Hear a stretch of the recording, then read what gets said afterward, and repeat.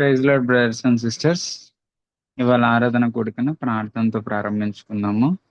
పర్లోకమందున తండ్రి, ఈ నిమిషం ప్రభా, ఈ సమయం ప్రభా, థ్యాంక్ యూ లార్డ్ మాకు ఇచ్చినందుకు. మేమందరం కలిసి నీ నామాన్ని గణపరచడానికి మీరు ఇచ్చిన అవకాశాన్ని బట్టి థ్యాంక్ యూ లార్డ్. ఈ శిష్యరికం అనే విషయాన్ని ప్రభా మా హార్ట్స్లో మీరు రాయండి ప్రభా. మేము బోధ మాత్రమే కాదు, మా జీవితంలో ఇది నిజం చేయమని, నిజంగా నువ్వు రాబోతున్నప్పుడు ప్రభా మేము ఎదుర్కొనే నీ బిడ్డల్లాగా ఉండాలి, కానీ ముఖము దాచుకొని వెనక్కి వెళ్ళిపోయే వాళ్ళంగా ఉండకూడదు. హిపోక్రసీ అనేది మా లైఫ్లోంచి తీసివేయండి. ట్రూ డిసైపుల్షిప్లకు నడిపించండి లార్డ్. పడిపోయినను తిరిగి లేపి మేము లెగిచి నీ తట్టు నడవటానికి నీ సహాయాన్ని దయచేయమని కోర్చు తండ్రి. కుడికి ఆది నుంచి అంతం వరకు హెల్ప్ చేయమని కోర్చు. అతి త్వరలో రాని వేసినాము, బతిమలాడి వేడుకొని నడుచున్నాము తండ్రి. ఆమెన్. ముందుగా దివ్య సిస్టర్ గారు 2 పాటలు పాడుతారు. Song number 138. నా ప్రాణ ప్రియుడా యేసు రాజా, అర్పింతును నా హృదయార్పణ. విరిగి నలిగిన ఆత్మతోను హృదయపూర్వక ఆరాధనతో సత్యముగా నా ప్రాణ ప్రియుడా యేసు రాజా, అద్భుత కరుడా ఆలోచన, ఆశ్చర్య సమాధాన ప్రభువా, బలవంతుడా బహుప్రియుడా మనోహరుడా మహిమా రాజా, స్తుతించేదన్ నా ప్రాణ ప్రియుడా యేసు రాజా, అర్పింతును నా హృదయార్పణ. విమోచన గానములతో సౌందర్య ప్రేమ స్తుతులతో నమస్కరించి ఆరాధింతున్, హర్షింతును నే పాడేదను నా ప్రభువా, నా ప్రాణ ప్రియుడా యేసు రాజా, అర్పింతును నా హృదయార్పణ. గర్భమున పుట్టిన బిడ్డను కరుణింపక తల్లి మరచునా, మరచిన గాని నీవెన్నడు మరువావు విడువావు ఎడబాయవు కరుణా రాజా, నా ప్రాణ ప్రియుడా యేసు రాజా, అర్పింతును నా హృదయార్పణ. రక్షణాల కారములను అక్షయమగునీయారమున్ రక్షకుడాన కొసగితివి, దీక్షతో నిన్ను వీక్షించుచు స్తుతింతును నా ప్రాణ ప్రియుడా యేసు రాజా, అర్పింతును నా హృదయార్పణ. నీ నీతిని నీ రక్షణను నా పెదవులు ప్రకటించును, కృతజ్ఞతాస్తుతులతోడా నీ ప్రేమను నే వివరింతును. విమోచక నా ప్రాణ ప్రియుడా యేసు రాజా, అర్పింతును నా హృదయార్పణ. వాగ్దానముల్ నాలో నెరవేరెను, విమోచించి నాకిచ్చితివి, పాడేదను ప్రహర్షి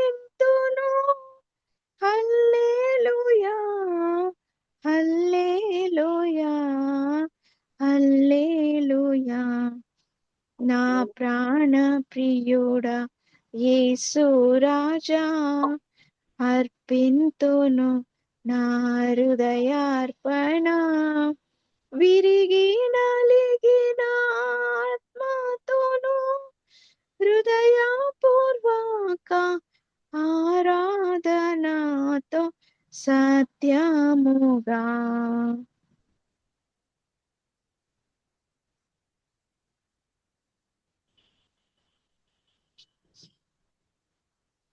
సాంగ్ నంబర్ 142. నా ప్రియమైన యేసు ప్రభు, వేలాది స్తోత్రములు. నీవిచ్చిన రక్షణకై దేవా స్తోత్రము స్తోత్రములు. నీవు చేసిన ఉపకారముకై దేవా స్తోత్రములు స్తోత్రములు. నా ప్రియమైన యేసు ప్రభు, ఆపద దినములలో నా ప్రభుని తలచితిని. దేవాని దయతోడనే నాదా ఆశ్రయం పొందితిని. దేవాని దయతోడనే నాదా ఆశ్రయం పొందితిని. నా ప్రియమైన యేసు ప్రభు, ఒక క్షణ సమయములో నశించు నా జీవితం. నా హృదయం మార్చితివి దేవా కృపతోనే జీవించుటకై. నా హృదయం మార్చితివి దేవా కృపతోనే జీవించుటకై. నా ప్రియమైన యేసు ప్రభు, వేలాది స్తోత్రములు. నీవిచ్చిన రక్షణకై దేవా స్తోత్రము స్తోత్రములు. నీవు చేసిన ఉపకారముకై దేవా స్తోత్రము స్తోత్రములు. లోకపు పాపములో నీ పాపిగా జీవించితిని. శుద్ధ హృదయమిచ్చావు దేవా నిన్ను నే దర్శించుటకై. శుద్ధ హృదయమిచ్చావు దేవా నిన్ను నే దర్శించుటకై.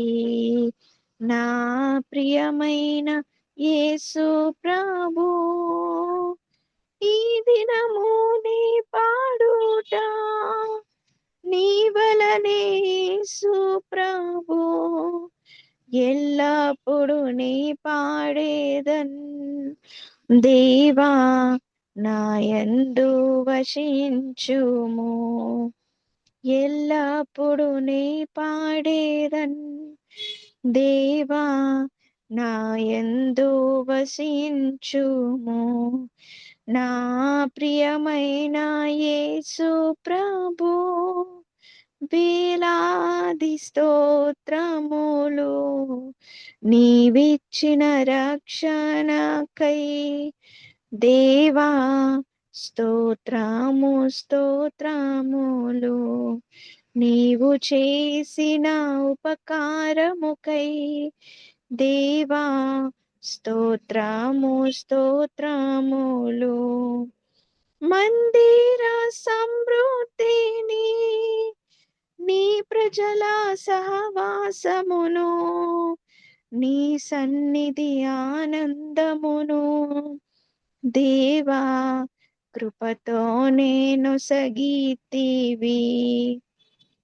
నీ సన్నిధి ఆనందమును దేవా కృపతో నేను సగితివి నా ప్రియమైన యేసు ప్రభు వేలాది స్తోత్రములు నీవిచ్చిన రక్షణకై దేవా స్తోత్రములు నీవు చేసిన ఉపకారముకై దేవా స్తోత్రములు. Praise the lord. Thank you sister. ముందుగా యేసుదాస్ బ్రదర్ షేర్ చేసుకుంటారు. ఆ తర్వాత Sambavi sister, Divya sister, Manohar brother share చేసుకుంటారు. థ్యాంక్ యూ అన్న. ఈరోజు ధ్యానాంశం నుంచి నేను నేర్చుకునే విషయాల్ని మీతో పంచుకుంటాను. మొదటిగా ఈ రోజు ధ్యానాంశంలో ప్రాముఖ్యంగా 3 అంశాల గురించి చెప్పబడుతూ వస్తా ఉంది. మొట్టమొదటిగా మత్తయి సువార్త 5వ అధ్యాయము 6, 7, 8 వచనాల గురించి. మొదటిది నీతి కొరకు ఆకలి దప్పుకున్న వారు ధన్యులు, వారు తృప్తిపరచబడుదురు. సెకండ్ది కనికరం గలవారు ధన్యులు, వారు కనికరం పొందుదురు. హృదయ శుద్ధి గలవారు ధన్యులు, వారు దేవుని చూచెదరు అనేది 3వది. సో ఫస్ట్ నేను కనికరం గలవారు ధన్యులు, అదే క్షమించబడటం అనే దాని అంశం గురించి నేను నేర్చుకునే విషయం ఏంటంటే, క్షమించబడటం అనేది లేకపోతే క్షమించడం అనేది ఆ క్వాలిటీ అనేది 2 విధాలుగా ఉంటుంది. ఇతరులు మనకి ఏదైనా హాని చేసినప్పుడు వాళ్ళని క్షమించడం, ఇంకొకటి ఇతరులు ఆపదలో ఉన్నప్పుడు వారికి సహాయం చేయటం. సో ఈ విధంగా మనం కనికరించబడటం అనే లక్షణాన్ని మనం నేర్చుకోవాలి అనేది ఇక్కడ చెప్పబడుతూ వస్తా ఉంది. నాకు అర్థమైందంటే కొన్నిసార్లు 2 కలిపి కూడా మనం అనుభవించాల్సి ఉంటా ఉండదు. ఎగ్జాంపుల్, ఎవరు నేను నా తోటి ఒక వ్యక్తికి నేనేం మేలు చేయలేదు, బట్ తను నన్ను ఏదో తిట్టేశాడు, లేకపోతే నాకేదో హాని చేసేసాడు, నేను తను క్షమించడం, ఇది ఫస్ట్ భాగం. ఇంకొకటి, ఫ్రెండ్ ఎవరన్నా సహాయం చేసి ఏదైనా అవసరతలో ఉన్నాడు, నేను కొంత తనకి డబ్బు ఇచ్చాను, సహాయం చేశాను. సో ఇది సెకండ్ థింగ్. సో ఈ 2 చాలా ప్రాముఖ్యమైనవి. కొన్నిసార్లు ఈ 2 కలిపి ఒక వ్యక్తి ఉంటాడు. ఒక వ్యక్తికి మనం హెల్ప్ చేయొచ్చు, బట్ తిరిగి తను మనం హెల్ప్ చేసింది కాకుండా ఎవరైతే మన ద్వారా లేకపోతే నీ ద్వారా ఎవరైతే మేలు పొందారో వాళ్ళే తిరిగి మనకి హాని చేయొచ్చు. అట్లాంటి సిచ్యువేషన్స్ లో కూడా మనం అతను క్షమించాలి. ఎగ్జాంపుల్, యేసు ప్రభు నేను కంపేర్ చేసుకుంటా ఉన్నప్పుడు ఇదే కనబడుతూ వస్తాము నాకు.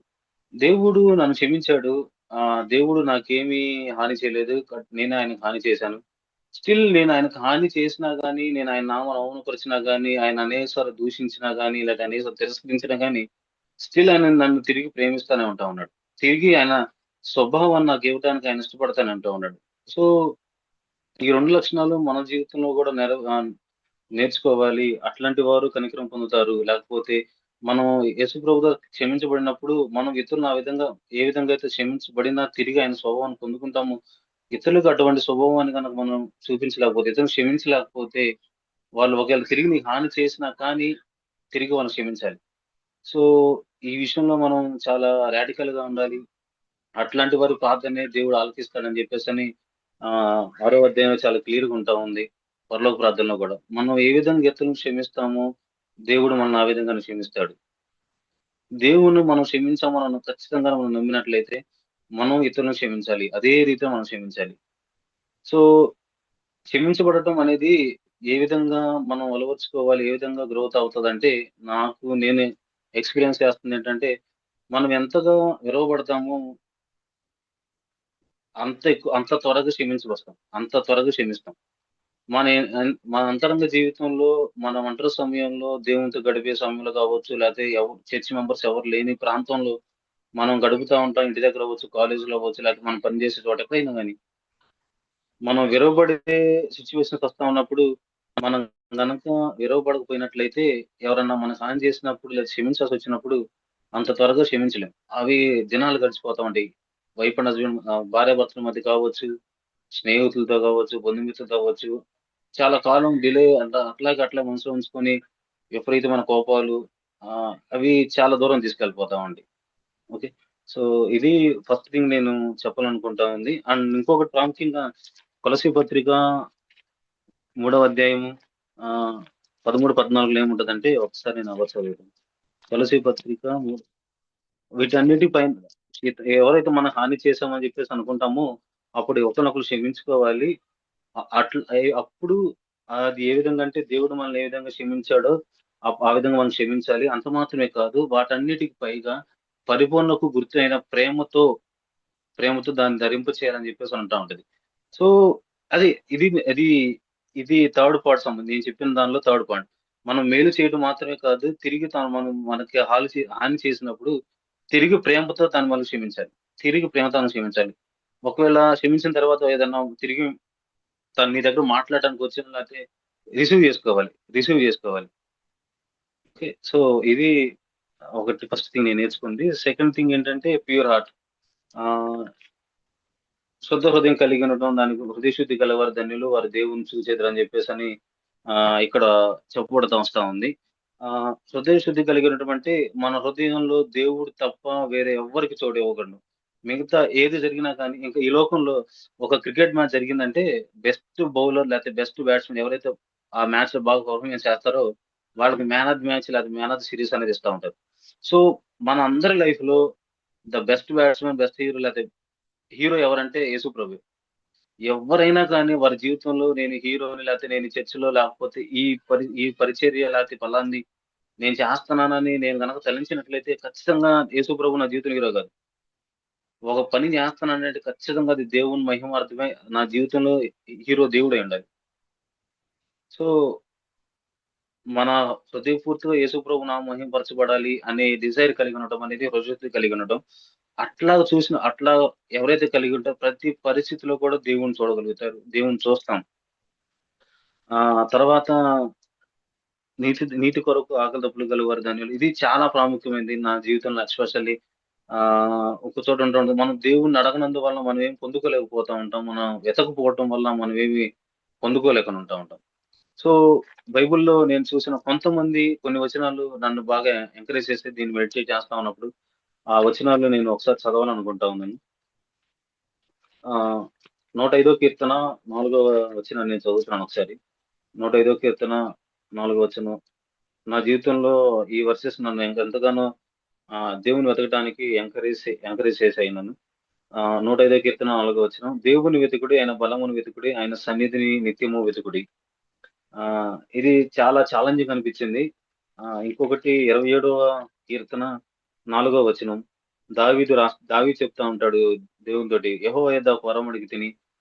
దాన్ని నేను వెతుకుచున్నాను. యెహోవా ప్రసన్నతను చూచుటకును, ఆయన ఆలయంలో ధ్యానించుటకును, నా జీవిత కాలమంతా నేను యెహోవా మందిరంలో నివసింపగోరుచున్నాను.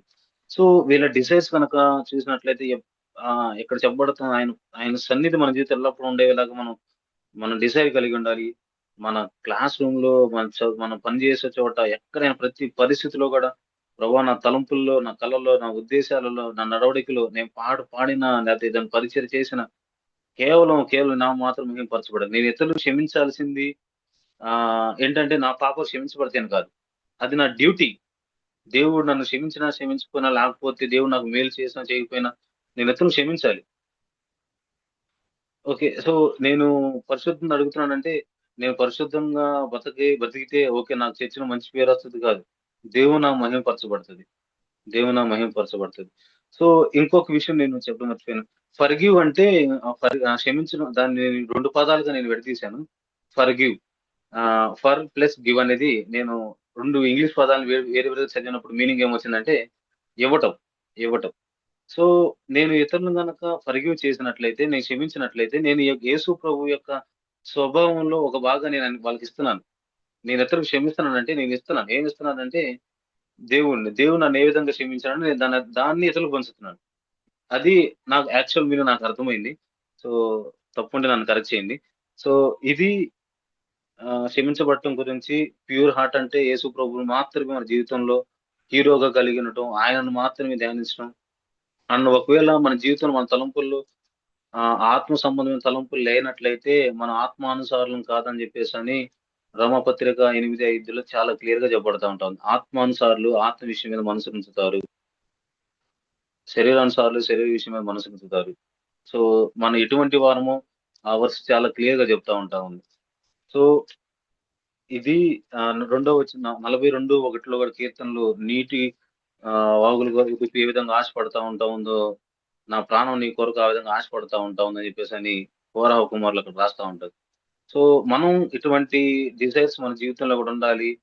దీని కోసం మనం తాపత్రయపడతా ఉన్నప్పుడు దేవుడు ఖచ్చితంగా మన జీవితాల్లో ఖచ్చితంగా వీటితో మనల్ని ఫుల్‌ఫిల్ చేస్తాడు. మనం తృప్తిపరచబడతాం. ఎందుకంటే దేవుని వాక్యం సెలవిస్తా ఉంది. మీరు అడుగుడి మీకు ఇవ్వబడును చెప్తా ఉంది. మీరు మనల్ని ఆయన వెతికినప్పుడు ఆయన మనకు దొరుకుతాడని చెప్పేసి ఆ వాక్యం సెలవిస్తా ఉంటా ఉంది. సో, ఈ విషయాల మీద నేను ఈ వాక్యాలను బట్టి నేను ఎంతో ఎంకరేజ్ చేయబడ్డాను. Thank you brothers and sisters. Praise lord brothers and sisters. ఈ అధ్యయనంలో మరొక 3 మంచి లక్షణాల గురించి మనకి తెలియజేయబడింది. లాస్ట్ అధ్యయనంలో మొదటి 3 చూసాం. ఇప్పుడు 4, 5, 6 చూస్తున్నాము.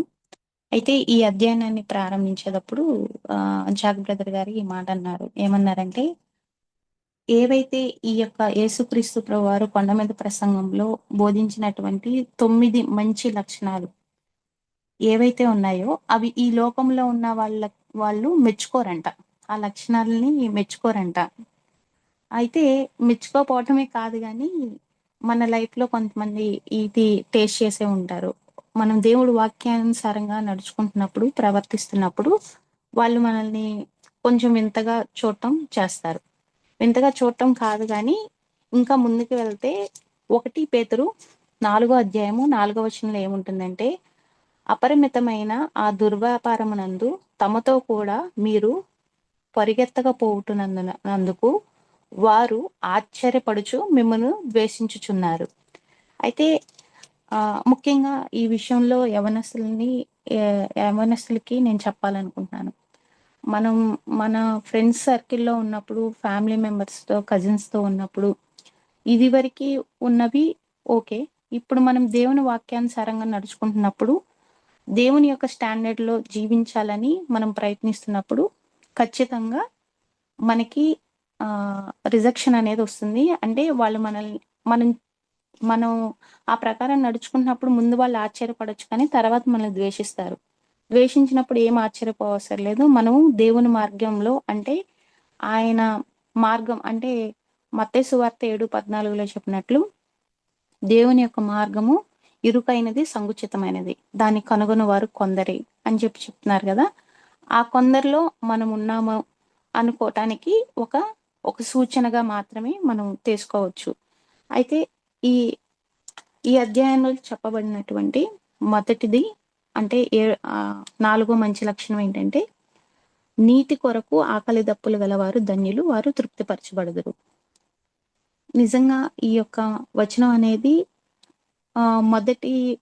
గత అధ్యయనంలో ఆత్మ విషయమై దీనులైన వారు ధన్యులు, వారు పరలోక రాజ్యము వారిది అని వాక్యాన్ని ఎంత స్పష్టంగా అయితే జాక్ బ్రదర్ గారు ఎక్కువ టైం తీసుకుని వివరించారో, ఈ అధ్యయనంలో నీతి కొరకు ఆకలి దప్పులు గల వారు ధన్యులు, వారు తృప్తిపరచబడుదురు అనేటువంటి ఈ వచనాన్ని కూడా అంతే స్పష్టంగా, అంతే ఎక్కువ టైం తీసుకుని వివరించారు.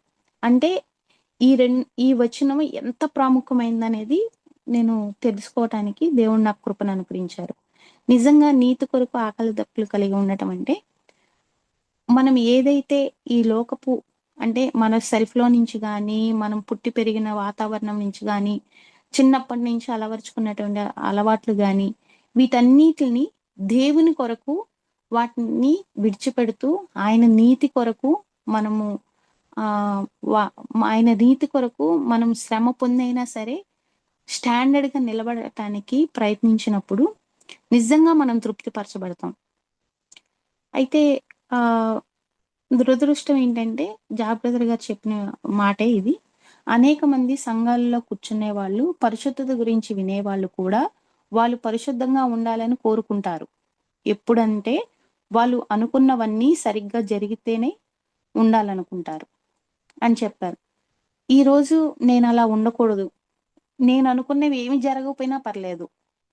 నా ప్లాన్స్ ఏమి నెరవేరకపోయినా పర్లేదు. నా నా యొక్క అంటే ఒక గోల్స్ పెట్టుకుంటాం కదా, ఇది జరగాలి, ఇలా ఉండాలి అని. అవేమి జరగకపోయినా పర్లేదు.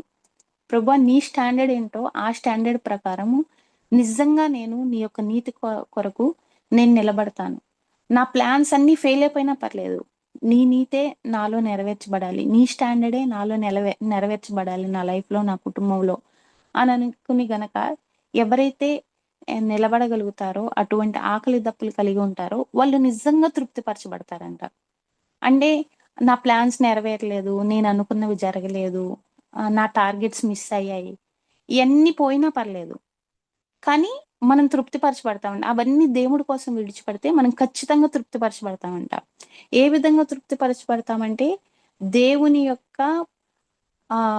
యొక్క చిత్తంలో మనం వాటిని విడిచిపెట్టి నడుస్తాం కాబట్టి, ఆయన చిత్తం మన పట్ల పరిపూర్ణమైనది కాబట్టి ఖచ్చితంగా మనకి ఎటువంటి సనుగుడు గొనుగుడు మన లైఫ్లో లేకుండా హ్యాపీగా ఉంటాం, తృప్తిగా ఉంటాం. అయితే ఈ ఈ ఈ వచనాన్ని చెప్తూ ఏమన్నారంటే, నిజమైనటువంటి దేవుని యొక్క శిష్యరకం వైపు ఒక క్రైస్తవుడు ఉంటే ఆ క్రైస్తవుడు నిజంగా తృప్తిగా, ఎగ్జైట్మెంట్గా ఉంటారంట. కానీ అటువంటి వాళ్ళు చాలా తక్కువ మందే ఉన్నారు అని చెప్పేసి జాక్ బ్రదర్ గారు చెప్పారు. అయితే నాకు ఎగ్జైట్మెంట్గా ఉంటారు అని అంటే ఏంటో ఎలా చెప్పాలో నాకు అర్థం కాలేదు. నేను అడిగాను, ప్రభువా, తృప్తిగా అంటే నువ్వేది ఇచ్చినా చాలు అనే, నువ్వేది చేసినా చాలు అని అనుకుంటాం తృప్తి. ఎక్సైట్మెంట్గా ఎలా ఉండాలో నాకు చెప్పడం నాకు తెలియట్లేదు, కానీ నేను ఆ అనుభూతిని అయితే పొందుతున్నాను అనుకున్నప్పుడు లిటరలీ ఈ రోజు నేను 4 ప్లేసెస్కి వెళ్ళాలి వర్క్ నిమిత్తం. అది మధ్యాహ్నం 12:30కి బయలుదేరాను. ఆ 4 ప్లేసెస్, ఆ 4 వర్కులు కంప్లీట్ చేయాలి అంటే ఖచ్చితంగా నా వల్ల కాదు. చాలా దూరంగా ఉంటాయి ఆ 4 ప్లేసెస్. ప్లస్ ఆ వర్క్ సక్సెస్ఫుల్గా అవ్వాలి. మళ్ళీ వెళ్ళి ఆ కంప్లైంట్కి అటెండ్ అవ్వకూడదు. అదే రీతిగా శ్రమతో కూడుకున్నది, అంటే జర్నీ చేయాలి. అయితే నేను ఇంట్లోంచి బయలుదేరినప్పుడు నేను ఒకటే అడిగాను, నా వల్ల కాదు ప్రభువా, కానీ నువ్వు ఉంటే సమస్తము సాధ్యమే, నాకు హెల్ప్ చేయండి అని చెప్పేసి ప్రేయర్ చేసుకుని వెళ్ళినప్పుడు, అంటే దేవుడు చేస్తాడు ఈ విషయాన్ని అన్నది విశ్వాసం. అది జరిగినప్పుడు ఆనందం వస్తుంది. అది అయిపోయిన తర్వాత, కంప్లీట్ అయిపోయిన తర్వాత, వావ్ ఎంత బాగా జరిగింది అనేటువంటి ఒక ఎక్సైట్మెంట్ వస్తుంది. ఈరోజు నేను అలా అనుకుని నేను సాయంత్రం 5 కల్లా నేను ఇంటికి వచ్చేయాలి, ఎందుకంటే ఫ్రెష్ అయ్యి ప్రేయర్లో కూర్చోవాలి అని నేను అనుకున్నాను. నిజంగా చెప్తున్నాను, 4:30 కల్లా నేను ఇంటికి వచ్చేసాను. 12:30కి వెళ్ళి ఈ 4 ప్లేసెస్ తిరిగి 4:30 కల్లా ఇంటికి వచ్చేసాను.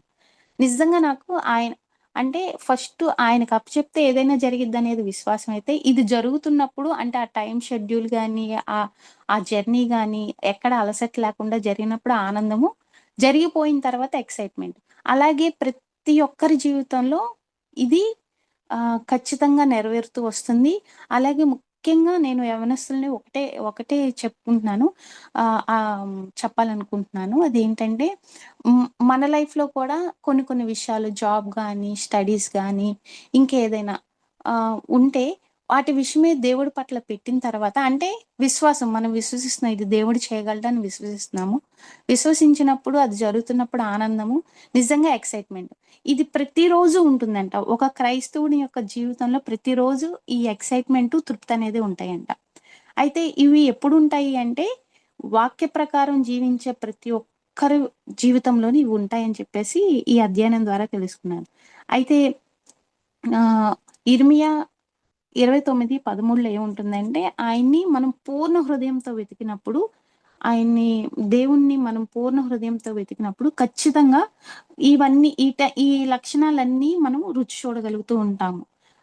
జాక్ బ్రదర్ గారిని ఒక వ్యక్తి ఇలా అడిగారంట, బ్రదర్, నేను ప్రయత్నిస్తున్నాను ఆ పాపం నుంచి జయాన్ని పొందాలని, కానీ ఆ పాపాన్ని జయించలేకపోతున్నాను అన్నప్పుడు జాక్ బ్రదర్ గారు ఈ వచనాన్ని బేస్ చేసుకుని అంటే ఏంటంటే, నీతి కొరకు ఆకలి దప్పులు గలవారు ధన్యులు, వారు తృప్తిపరచబడదు. ఈ వచనాన్ని బేస్ చేసుకొని అతను నిజంగా ఆ పాపాన్ని జయించాలనేటువంటి ఆకలి దప్పులు లేరు అని అనుకుంటారంట. ఈరోజు నేను కూడా ఇలాంటి ఈ క్వెషన్ నేను ఖచ్చితంగా నేను ఒక కోపాన్ని జయించలేకపోతున్నాను. లేదా ఆహ్, ఆహ్, ఒక అసంతృప్తిని నేను జయించలేకపోతున్నాను. లేదంటే ఇంకేదైనా ఏ పాపాన్నైనా నేను జయించలేకపోతున్నానంటే, ఆ పాపం పట్ల నా తీవ్రత ఏంటి? నిజంగా ఆ పాపాన్ని జయించాలనేటువంటి ఆకలి దప్పులు నాకున్నాయా లేదా అన్నది కూడా నేను ప్రతిసారి ఇది క్వెషన్ చేసుకోవాలని దేవుడు నాకు ఈ మార్గాన్ని చూపించారు. అందుని బట్టి దేవునికి వందనాలు. ఆహ్, ఇంకోటి 7వ వచనము. కనికరము గలవారు ధన్యులు, వారు కనికరం పొందెదరు. ఆహ్, నిజంగా ఈ కనికరం అనేది చాలా ప్రాముఖ్యమైనది. ఇది మన యేసేలో మనమందరం చూస్తున్నాము. కనికరం అంటే కేవలం ఏదైనా సిట్యుయేషన్ జరిగినప్పుడు కళ్ళతో బాధగా చూడటం కాదు గానీ, దాన్ని మన హృదయంలో ఆహ్, దాన్ని అనుభవించి, స్పందించి మనకి చేతనైనటువంటి సహాయాన్ని చేయటం అనేది కనికరం కింద కనబడుతుంది. యేసుక్రీస్తు ప్రభువారు కేవలం పరలోక రాజ్యంలో కూర్చొని నేను పరలోక రాజ్యంలో కూర్చొని నన్ను చూసి అయ్యో! శివశ్రీ పాపంలో పడిపోయింది. అయ్యో! అని కనికరంతో చూడలేదు. ఆయన స్పందించి నా కోసం ఈ భూమి మీదకి దిగొచ్చి ఎలా జీవించాలో చూపించి నా పాపాలకి ఆయన మరణించి తిరిగి లేచి ఎళ్లారు. అంటే ఆ కనికరం ఎంత గొప్పది. నా పాపాలను క్షమించడం అనేది ఎంత గొప్పది. ఎంత గొప్ప విషయం. అలాగే మనం కూడా ఇతరుల పట్ల కనికరం కలిగేటువంటి హృదయాన్ని యేసుక్రీస్తు ప్రభువారు ఎలా అయితే స్పందించి ఇతరుల పట్ల ఆయన యొక్క స్పందనను చూపించారో, నేను కూడా అలా ఉండాలి. అది కేవలం నాతో అనుకూలంగా ఉన్న వాళ్ళకి మాత్రమే కాదు. నా పట్ల హాని చేసిన వాళ్ళని సైతం ఇందాక బ్రదర్ చెప్పినట్లుగా వాళ్ళని క్షమించి వారి పట్ల కనికరాన్ని చూపించాలి. వాళ్ళేదైనా సిట్యుయేషన్ గుండా వెళ్తే చేతనైనటువంటి సహాయాన్ని నేను చేస్తూ అది సహాయమే అవ్వచ్చు, లేదంటే నోటి మాటైనా అవ్వచ్చు, ఎంకరేజింగ్ వర్డ్ అయినా కావచ్చు, ఏదైనా కావచ్చు. అది నేను చూపించాలి అన్న విషయాన్ని కూడా ఈ ఈ ఈ అధ్యయనంలో తెలుసుకున్నాను. అయితే ఈ కనికరాన్ని చూపించేటప్పుడు మనకెవరైనా హాని చేసినటువంటి వ్యక్తి మనకి ఆ టఫ్ సిట్యుయేషన్ గుండా వెళ్తే మన హృదయంలో 2 వాయిసెస్ వినపడతాయని చెప్పేసి జాక్ బ్రదర్ గారు చెప్పారు. ఒకటేమో వాళ్ళని క్షమించమని, రెండోదేమో నా సెల్ఫ్ వాళ్ళని జడ్జ్ చేయమని చెప్తుంది. కానీ ఏ స్వరమైతే పరిశుద్ధాత్మ నుంచి వస్తుందో క్షమించమని, ఆ క్షమించే వైఖరిని ఖచ్చితంగా కలిగి ఉండాలి అన్న విషయాన్ని నేను తెలుసుకున్నాను. లాస్ట్‌ది 8ది హృదయ శుద్ధి గలవారు ధన్యులు, వారు దేవుని చూచెదరు. హృదయ శుద్ధి. నా హృదయం శుద్ధమైనది కాదు. నిజంగా నా హృదయం ఎన్నో పాపాలతో, ఎన్నో ఈ లోకపు విషయాలతో నిండిపోయింది. ఈ హృదయము దేవుని చూచేలాగా శుద్ధీకరింపబడాలి అంటే నేనేం చేయాలి? ఏం చేయాలంటే వాక్యంలో కీర్తనలు 119 9వ వచనం. యవ్వనస్తులు దేని చేత తమ నడతను శుద్ధపరచుకుందరు? నీ వాక్యమును బట్టి దాన్ని జాగ్రత్తగా చూచుకున్న చేతే కదా. 11వ వచనం. నీ ఎదుట నేను పాపము చేయకున్నట్టు నా హృదయంలో నీ వాక్యము ఉంచుకొని ఉన్నాను. అంటే ఈ వాక్యమును ఉంచుకోవటం అంటే ఏంటి అంటే కంఠస్థం చేసేసి మన హార్ట్‌లో ఉంచుకోమని కాదు. అది ఏంటంటే యాకోబు రాసినటువంటి పత్రిక మొదటి అధ్యాయం 23వ వచనం. ఎవడైనను వాక్యమును వినివాడై ఉండి దాని ప్రకారము ప్రవర్తింపని వాడైతే వాడు అద్దములో తన సహజ ముఖమును చూచుకొను మనుషుణ్ణి పోలి ఉన్నాడు. వాడు తను చూచుకుని అవతలికి పోయి తానెట్టివాడో వెంటనే మర్చిపోవును గదా. అయితే స్వాతంత్రమునిచ్చు సంపూర్ణమైన నియమంతో తేరు చూచి నిలకడగా ఉండువాడెవడో వాడు విని మరచువాడు కాడు. క్రియను చేయువాడై ఉండి తన క్రియల్లో ధన్యుడగును. ఎప్పుడైతే వాక్యం విని క్రియల్లో దాన్ని మనం చేస్తామో అప్పుడు మన హృదయం అనేది శుద్ధీకరింపబడుతుంది. అంటే ప్రతి సిట్యుయేషన్‌లో దేవుని చూడగలుగుతాం. నా హృదయం మలినంతో కూడిందని నేను రికగ్నైజ్ చేయగలిగాను. దాన్ని నేను శుద్ధీకరింపబడాలి దేవుని చూచే రీతిగా, దేవుడికి నేను నచ్చే రీతిగా, దేవుడి విషయాల్లో నేను ఆసక్తిగా ఉంటే దేవుడు నా పట్ల ఆయన యొక్క ప్రేమను, ఆయన యొక్క కృపను, పాపాన్ని జయించడానికి కావాల్సినటువంటి కృపను ఆయన ఇస్తాడు అన్న విషయాన్ని నాకు తెలుస్తున్నప్పుడు నేనేం చేయాలంటే ఖచ్చితంగా వాక్యం ప్రకారం నడుచుకుని నా హృదయాన్ని క్లెన్స్ చేసుకుంటూ ఉండాలి. ఎప్పుడైతే నా మనస్సాక్షి నిర్మలంగా ఉంటుందో అప్పుడు మాత్రమే ప్రతి సిచ్యువేషన్‌లో నేను దేవుని చూడగలను. ఆ రోజు యేసుక్రీస్తు ప్రభువారు ఎలా అయితే ఆ రోమా సైనికుడు వచ్చినప్పుడు ఆహ్, ఆహ్, ఆహ్, యూదా గారిని ఒక పోస్ట్ మ్యాన్ లా చూసి ఆళ్ళొచ్చి పట్టుకెళ్తున్నప్పుడు ఇది దేవుడు అనుమతించాడు, నా తండ్రి అనుమతించాడు అని ఎలా అయితే స్పందించారో, మన టఫ్ సిచ్యువేషన్‌లోనూ మనం అలా దేవుని చూడగలం. మంచి విషయాల్లోనూ కూడా మనం దేవుని చూడగలం. ప్రతి విషయంలోనూ అప్పుడు మాత్రమే దేవుని స్తుతించగలం. దేవుడు మనకి ప్రతి ఒక్కటి ఆయన నేర్పిస్తారు. ఒక్కోసారి మంచి విషయాలు అంటే మనం ఎక్సైటింగ్‌గా ఫీల్ అయ్యే విషయాల నుంచి కొన్ని విషయాలు నేర్పిస్తారు. కొన్ని మనకి బ్యాడ్ సిట్యుయేషన్స్ ద్వారా కూడా ఆయన మనకి మంచి విషయాలు నేర్పిస్తారు. ఎప్పుడు నేర్పిస్తారంటే రోమా 8:28 ఎవరైతే దేవుని ప్రేమిస్తారో వారికి ఇవన్నీ సమకూడి జరిగించి దేవుడు ప్రతిదీ నేర్పిస్తారు. సో, ఈ మంచి 3 విషయాల గురించి ఈ అధ్యయనంలో నేను తెలుసుకున్నాను. వీటిని కేవలం హెడ్ నాలెడ్జ్‌గా కాక నా లైఫ్‌లో అప్లై చేసుకుంటూ నడవాలని ఆశపడుతున్నాను. ఈ విషయాలు నేను నేర్చుకున్నాను. Thank you brothers and sisters.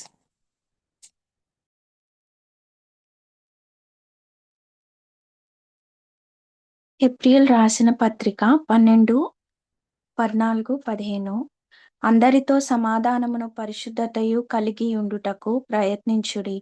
పరిశుద్ధత లేకుండా ఎవడనూ ప్రభువును చూడడు. మీలో ఎవడైనను దేవుని కృపను పొందకుండా తప్పిపోవునేమో అనియు, చేదైన వేరు ఏదైనను మొలిచి కలవరపరుచుట వలన అనేకులు అపవిత్రులైపోవుదురేమో అనియు NLTలో work at live in peace with everyone and work at live a holy life. For those who are not holy will not see the Lord. Look after each other so that none of you fail to receive the grace of God. Watch out that no poisonous root of bitterness grows up to trouble you, corrupting many. Hebrews 12:14-15లో ఉంది ఇది. అయితే నాకు ఈ meditation నుంచి నా లైఫ్‌లో God నేర్పిస్తున్నది నేను share చేసుకుందాం అనుకుంటున్నా. ఫస్ట్ యాంగ్రీగా నేను యాక్ట్ చేసే ముందు నా హార్ట్‌లో ఒక బిటర్‌నెస్ సీడ్ లోపల పడ్డాకనే నేను అది తర్వాత స్టెప్స్. ఫస్ట్ స్టెప్ బిటర్‌నెస్ అని చెప్పి నేను నేర్చుకున్నా. వీళ్ళు నాకిష్టమైనట్టు చేయలే, నేను అనుకున్నట్టు అవ్వలేదు అని చెప్పి నేనొక బిటర్‌నెస్ సీడ్ వేసినప్పుడు, ఆ సీడ్ నిజంగా వచ్చినప్పుడు అప్పటికప్పుడే తీసేయాలి. గాడ్ నాకు హెల్ప్ చేయండి. ఇదెలా ఉన్నా పర్లేదు. నేనది వదిలేసుకోవడానికి రెడీగా ఉన్నాను. సాత్వికులు ధన్యులు అంటే నా రైట్స్‌ని మనం మెడిటేట్ చేసాం. నా రైట్స్‌ని నేను వదులుకోవటానికి రెడీగా ఉన్నాను అని చెప్పి, అప్పుడు వదులుకోపోతే ఆ బిటర్‌నెస్‌కి వాటర్ పోస్తా ఉన్నప్పుడు నిజంగానే నా లైఫ్‌లో వాటర్ పోయడం అంటే సెకండ్ టైమ్‌కి, థర్డ్ టైమ్‌కి అది వాటర్ పోయబడతా ఉంటది. ఇదిగో లాస్ట్ టైమ్ ఇలా చేశారు, ఇప్పుడు ఇలాగా అని చెప్పి ఇంకా చాలా వాటర్ పోస్తా ఉంటాం మనం యాక్చువల్లీ. మన ఫ్లెష్ ఎప్పుడు కూడా మన ఐస్ ఆ బ్యాడ్ థింగ్‌ని వాటర్ పోయడానికి అంటే బిటర్‌నెస్ సీడ్‌ని వాటర్ పోయడానికే చూస్తది. ఆ సీడ్ నిజంగా చాలా వేస్‌లో రియాక్ట్ అవ్వచ్చు. చాలా థింగ్స్‌లో రియాక్ట్ అవ్వచ్చు. సో, దాన్ని యాంగ్రీ కింద మనం బర్స్ట్ ఔట్ అవ్వచ్చు చాలా డేస్ తర్వాత. సో, ఫస్ట్ థింగ్ ఏంటి అంటే మనం రోజు చెక్ చేసుకోవాలి. నేను స్పెషల్‌గా నేను అందరితో పీస్‌లో లివ్ చేయడానికి నేను మనసై ఉందా లేదా అని చెప్పి. అయితే ఎప్పుడైతే నేను పీస్‌ని పర్స్యూ చేయనో, ఆ పీస్‌ని నేను నిజంగానే ఎగ్జాంపుల్ నాకు జాక్ బ్రదర్ చెప్పినప్పుడు నాకు చాలా ఎంకరేజింగ్‌గా ఉంది. ఏంటి అంటే నేనొక అమానుష్య ప్లేస్‌లో నైట్ ఉండిపోతున్నా. ఆ టైంలో నేను ఇంటికెళ్ళాలి. ఇంటికెళ్తుంటే లాస్ట్ బస్సు కూడా ముందుకెళ్ళిపోతుంది. ఎళ్ళిపోతున్నప్పుడు నేను దాన్ని బస్ ఆపండి. నేనింక ఉండలేను నైట్ ఈ ప్లేస్‌లో. బస్ ఆపండి అన్నప్పుడు నేనెలా పరిగెడతాను? అంటే పూర్తిగా నా పూర్తి స్ట్రెంత్ పెట్టి ఎలాగైనా నేను ఎక్కాలి అని చెప్పి, అట్లా నేను పర్స్యూ చేయాలి అని చెప్పి నేను నేర్చుకున్నా. అయితే అప్పుడే నేనెప్పుడైతే పీస్‌లో లివ్ చేసేదప్పుడే గాడ్‌ని నేను చూడగలుగుతా. అంటే గాడ్స్ హార్ట్‌ని, గాడ్ మోటివ్స్‌ని నేను చూడగలుగుతాను అని చెప్పి. అయితే ఆ బిటర్‌నెస్ గ్రో అవుతుందా లేదా? అది ట్రబుల్ అవుతున్నప్పుడే నేనది క్యాప్టివ్‌లో పెట్టి గాడ్ పాదాల దగ్గర పెట్టేయాలి. లేకపోతే దాన్ని వాటర్ పోస్తా ఉంటే ఇంకా చాలా థింగ్స్ ఆ బిటర్‌నెస్‌లో నుంచి ఒక పర్సన్ మీద చాలా నెక్స్ట్ లెవెల్స్ ఇంకా యాంగ్రీ, యాక్షన్ చాలా థింగ్స్ ఒస్తాయి. సో, ఫస్ట్ లెవెల్‌లోనే ఆ బిటర్‌నెస్ సీడ్ హస్బెండ్ పట్ల గానీ, పిల్లల పట్ల ఏదన్నా గూడా చాలా చిన్ని థింగ్ ఇలా చేశావు అని చెప్పి నేనలా క్వెషన్ ఎయకూడదు. గాడ్‌కి నేనిచ్చేయాలి. అప్పుడు గాడ్ నా హార్ట్‌లో వర్క్ చేస్తారని చెప్పి లేకపోతే నేనది వాటర్ పోస్తా ఉన్నప్పుడు నిజంగానే కింద రాసారు bitterness gross up to trouble you correcting many. నా హార్ట్‌ని నేను డిఫైల్ చేయబడతాను. అంటే నా మనస్సాక్షి నేను నిర్మలంగా ఉంచుకోలేను. అప్పుడు గాడ్ మాట్లాడేది నాకు వినిపిచ్చదు అని చెప్పి నా సాక్షిని నిర్మలంగా ఉంచుకోవడము మెయిన్ థింగ్. అంటే కంట్లో ఏమి దుమ్ము లేకుండా ఉండటము మెయిన్ థింగ్‌గా పెట్టుకున్నప్పుడు నిజంగానే మన ఐస్ క్లియర్‌గా ఉంటాయి. అలాగే ఇది నేను నేర్చుకున్నాను. ఇంకోటి మర్సీ ట్రయంఫ్ ఓవర్ జడ్జ్‌మెంట్. కనికరము తీర్పుని మించి అతిశయపడును. అయితే నేను చాలా సార్లు సాంబి సిస్టర్ చెప్పినట్టు మర్సీయా? జడ్జ్‌మెంటా? అంటే చాలా సార్లు జడ్జ్‌మెంటే నేను చేసుకున్నా. ఈవెన్ చిన్ని చిన్ని విషయాల్లో పిల్లలు నేను చెప్పినట్టు వినట్లేదు అని చెప్పి జడ్జ్‌మెంటే అంటే అంటే మర్సీ చూపిచ్చటానికి ఎక్కువ ఇష్టపడేదాన్ని కాదు. కానీ నేనింకా గాడ్ నాకు హెల్ప్ చేస్తా ఉన్నారు. ఓకే. ఈ విషయంలో నేను మర్సీని చూపిచ్చాలి. జడ్జ్ చేయకూడదు. మర్సీని నేను అలౌ చేయాలి. మర్సీని చూపిచ్చి గాడ్ క్యారెక్టర్‌ని అని చెప్పి నేను నేర్చుకున్నాను. ఆహ్, అయితే ఫర్‌గివ్‌నెస్ గురించి కూడా ఒక మెడిటేట్ చేయడానికి నాకు చాలా హెల్ప్ అవుతా వచ్చింది. ఆహ్, జీసస్ క్రాస్ మీదున్నప్పుడు వాళ్ళు హార్మ్ చేస్తున్నప్పుడు, మేకులు కొట్టినప్పుడు నేను ఆ ప్లేస్‌లో ఉంటే ఇంత మేకులు కొట్టావు గదా! కానీ ఇంకా ఏం చేస్తారు అనే యాటిట్యూడ్‌తో నేనుంటా. కానీ గాడ్ మాత్రం ఇంకా ఆహ్, ఎలా అయినా ఫర్‌గివ్ దెమ్ అని చెప్పారు.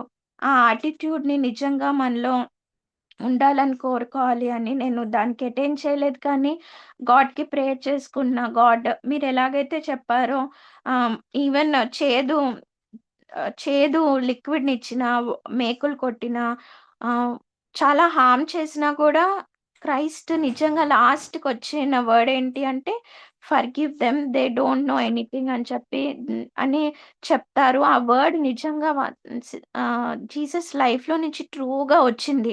బయటకి ఆ సిట్యుయేషన్‌లో మనం చెప్పలేము. చాలా టైమ్స్ ఆహ్, మనకి ఏమన్నా హార్మ్ చేసినప్పుడు, చాలా ట్రబుల్‌లో ఉన్నప్పుడు మనకా మాట రాదు. కానీ గాడ్ ఇవ్వగలుగుతారు. గాడ్ దగ్గరికెళ్తే అని చెప్పి నేను నేర్చుకున్నా. ఇంకోటి ప్యూర్ హార్ట్ గురించి నిజంగా ప్యూర్ హార్ట్ కలిగుండటము చాలా బ్లెస్సింగ్. అయితే ఆ ప్యూర్ హార్ట్‌ని చాలా థింగ్స్‌తో మనము ఆహ్, డిఫైల్ చేయబడతాము. ఫస్ట్ థింగ్ ఏంటి అంటే నా లైఫ్‌లో నేను చెక్ చేసుకున్నది బ్యాడ్ జరిగితే మన మైండ్ బ్యాడ్ జరిగితే బ్యాడ్ అయింది అని, గుడ్ జరిగితే గుడ్ అయింది అని చెప్పి మనకిష్టమైనయి జరిగితే అనుకుంటాము. కానీ ఆహ్, ఫస్ట్ స్ ఫస్ట్ స్టేజ్ ఏంటి అంటే నా లైఫ్‌లో నేను చూసుకున్నది ఎవ్రీథింగ్ వర్క్స్ ఫర్ గుడ్ అని నేను నమ్మాలి అని చెప్పి. అయితే నాకది ఎక్స్‌టర్నల్‌గా బ్యాడ్ జరుగుతున్న even health issues example bad జరుగుతున్నా, గుడ్ జరుగుతున్నా కూడా ఆ! గాడ్ ఎలౌ చేశారు అని చెప్పి నేను నా హార్ట్‌లో బిలీవ్ చేయాలి అని చెప్పి ఆహ్, నేను నేర్చుకున్నా. ఇంకోటి ఆహ్, ఈవిల్ నిజంగానే ఆహ్, ఎక్సైట్‌మెంట్ గాడ్‌ని ఫాలో అవ్వటంలో ఎక్సైట్‌మెంట్ ఉంది అని గాడ్స్ వర్డ్ చెప్తుంది. కానీ ఈవిల్ ఏం చెప్పుద్ది అంటే వరల్డ్‌లో ఎక్సైట్‌మెంట్ ఉంది. వరల్డ్‌లో చాలా ఎంజాయ్‌మెంట్ ఉంది అని చెప్పి ఎప్పుడైతే ఫస్ట్ లెవెల్‌లో నేను గాడ్‌కి అడిగినప్పుడు నిజంగానే అది ఒక సిస్టర్ వాట్సాప్ స్టేటస్ పెట్టారు. నాకు ఈ వర్స్ అసలు తెలీదు.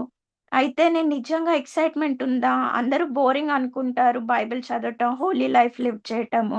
కానీ ఇదేంటి గాడ్ ఎక్సైటెడ్ లైఫ్ గురించి మాట్లాడుతున్నారు. గాడ్‌ని కలిగి ఉంటే ఎక్సైట్‌మెంట్ ఉంటదా? అని చెప్పి ఆ క్వెషన్ ఏసినప్పుడు ఫస్ట్ టైమ్స్‌లో నాకు నిజంగా తెలిసేది కాదు. అంటే అదొక కవర్‌లాగుంది. ఎప్పుడైతే స్టెప్ బై స్టెప్ గాడ్‌ని ఫాలో అవుతా వస్తున్నానో గాడ్ నిజంగా చూపిస్తా ఉన్నారు.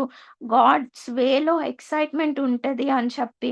కానీ ఈవిల్ ఆపోజిట్‌గా చూపిస్తది. వరల్డ్ వేలో ఎక్సైట్‌మెంట్ ఉంది. వరల్డ్‌లీ థింగ్స్‌లో ఎంజాయ్‌మెంట్ ఉంది అని చెప్పి అయన్నీ టెంపరరీ అని నేను నేర్చుకున్నా. ప్రతీదీ ఉంటది కానీ అవన్నీ టెంపరరీయే. ఎటర్నల్‌గా నా లైఫ్ లాంగ్ ఉండగలిగేది గాడ్స్ వేని ఫాలో అయితే గాడ్ ఇచ్చే ఎక్సైట్‌మెంట్, గాడ్ ఇచ్చే జాయ్ అవన్నీ కూడా నిత్యం ఉంటాయి నాతో.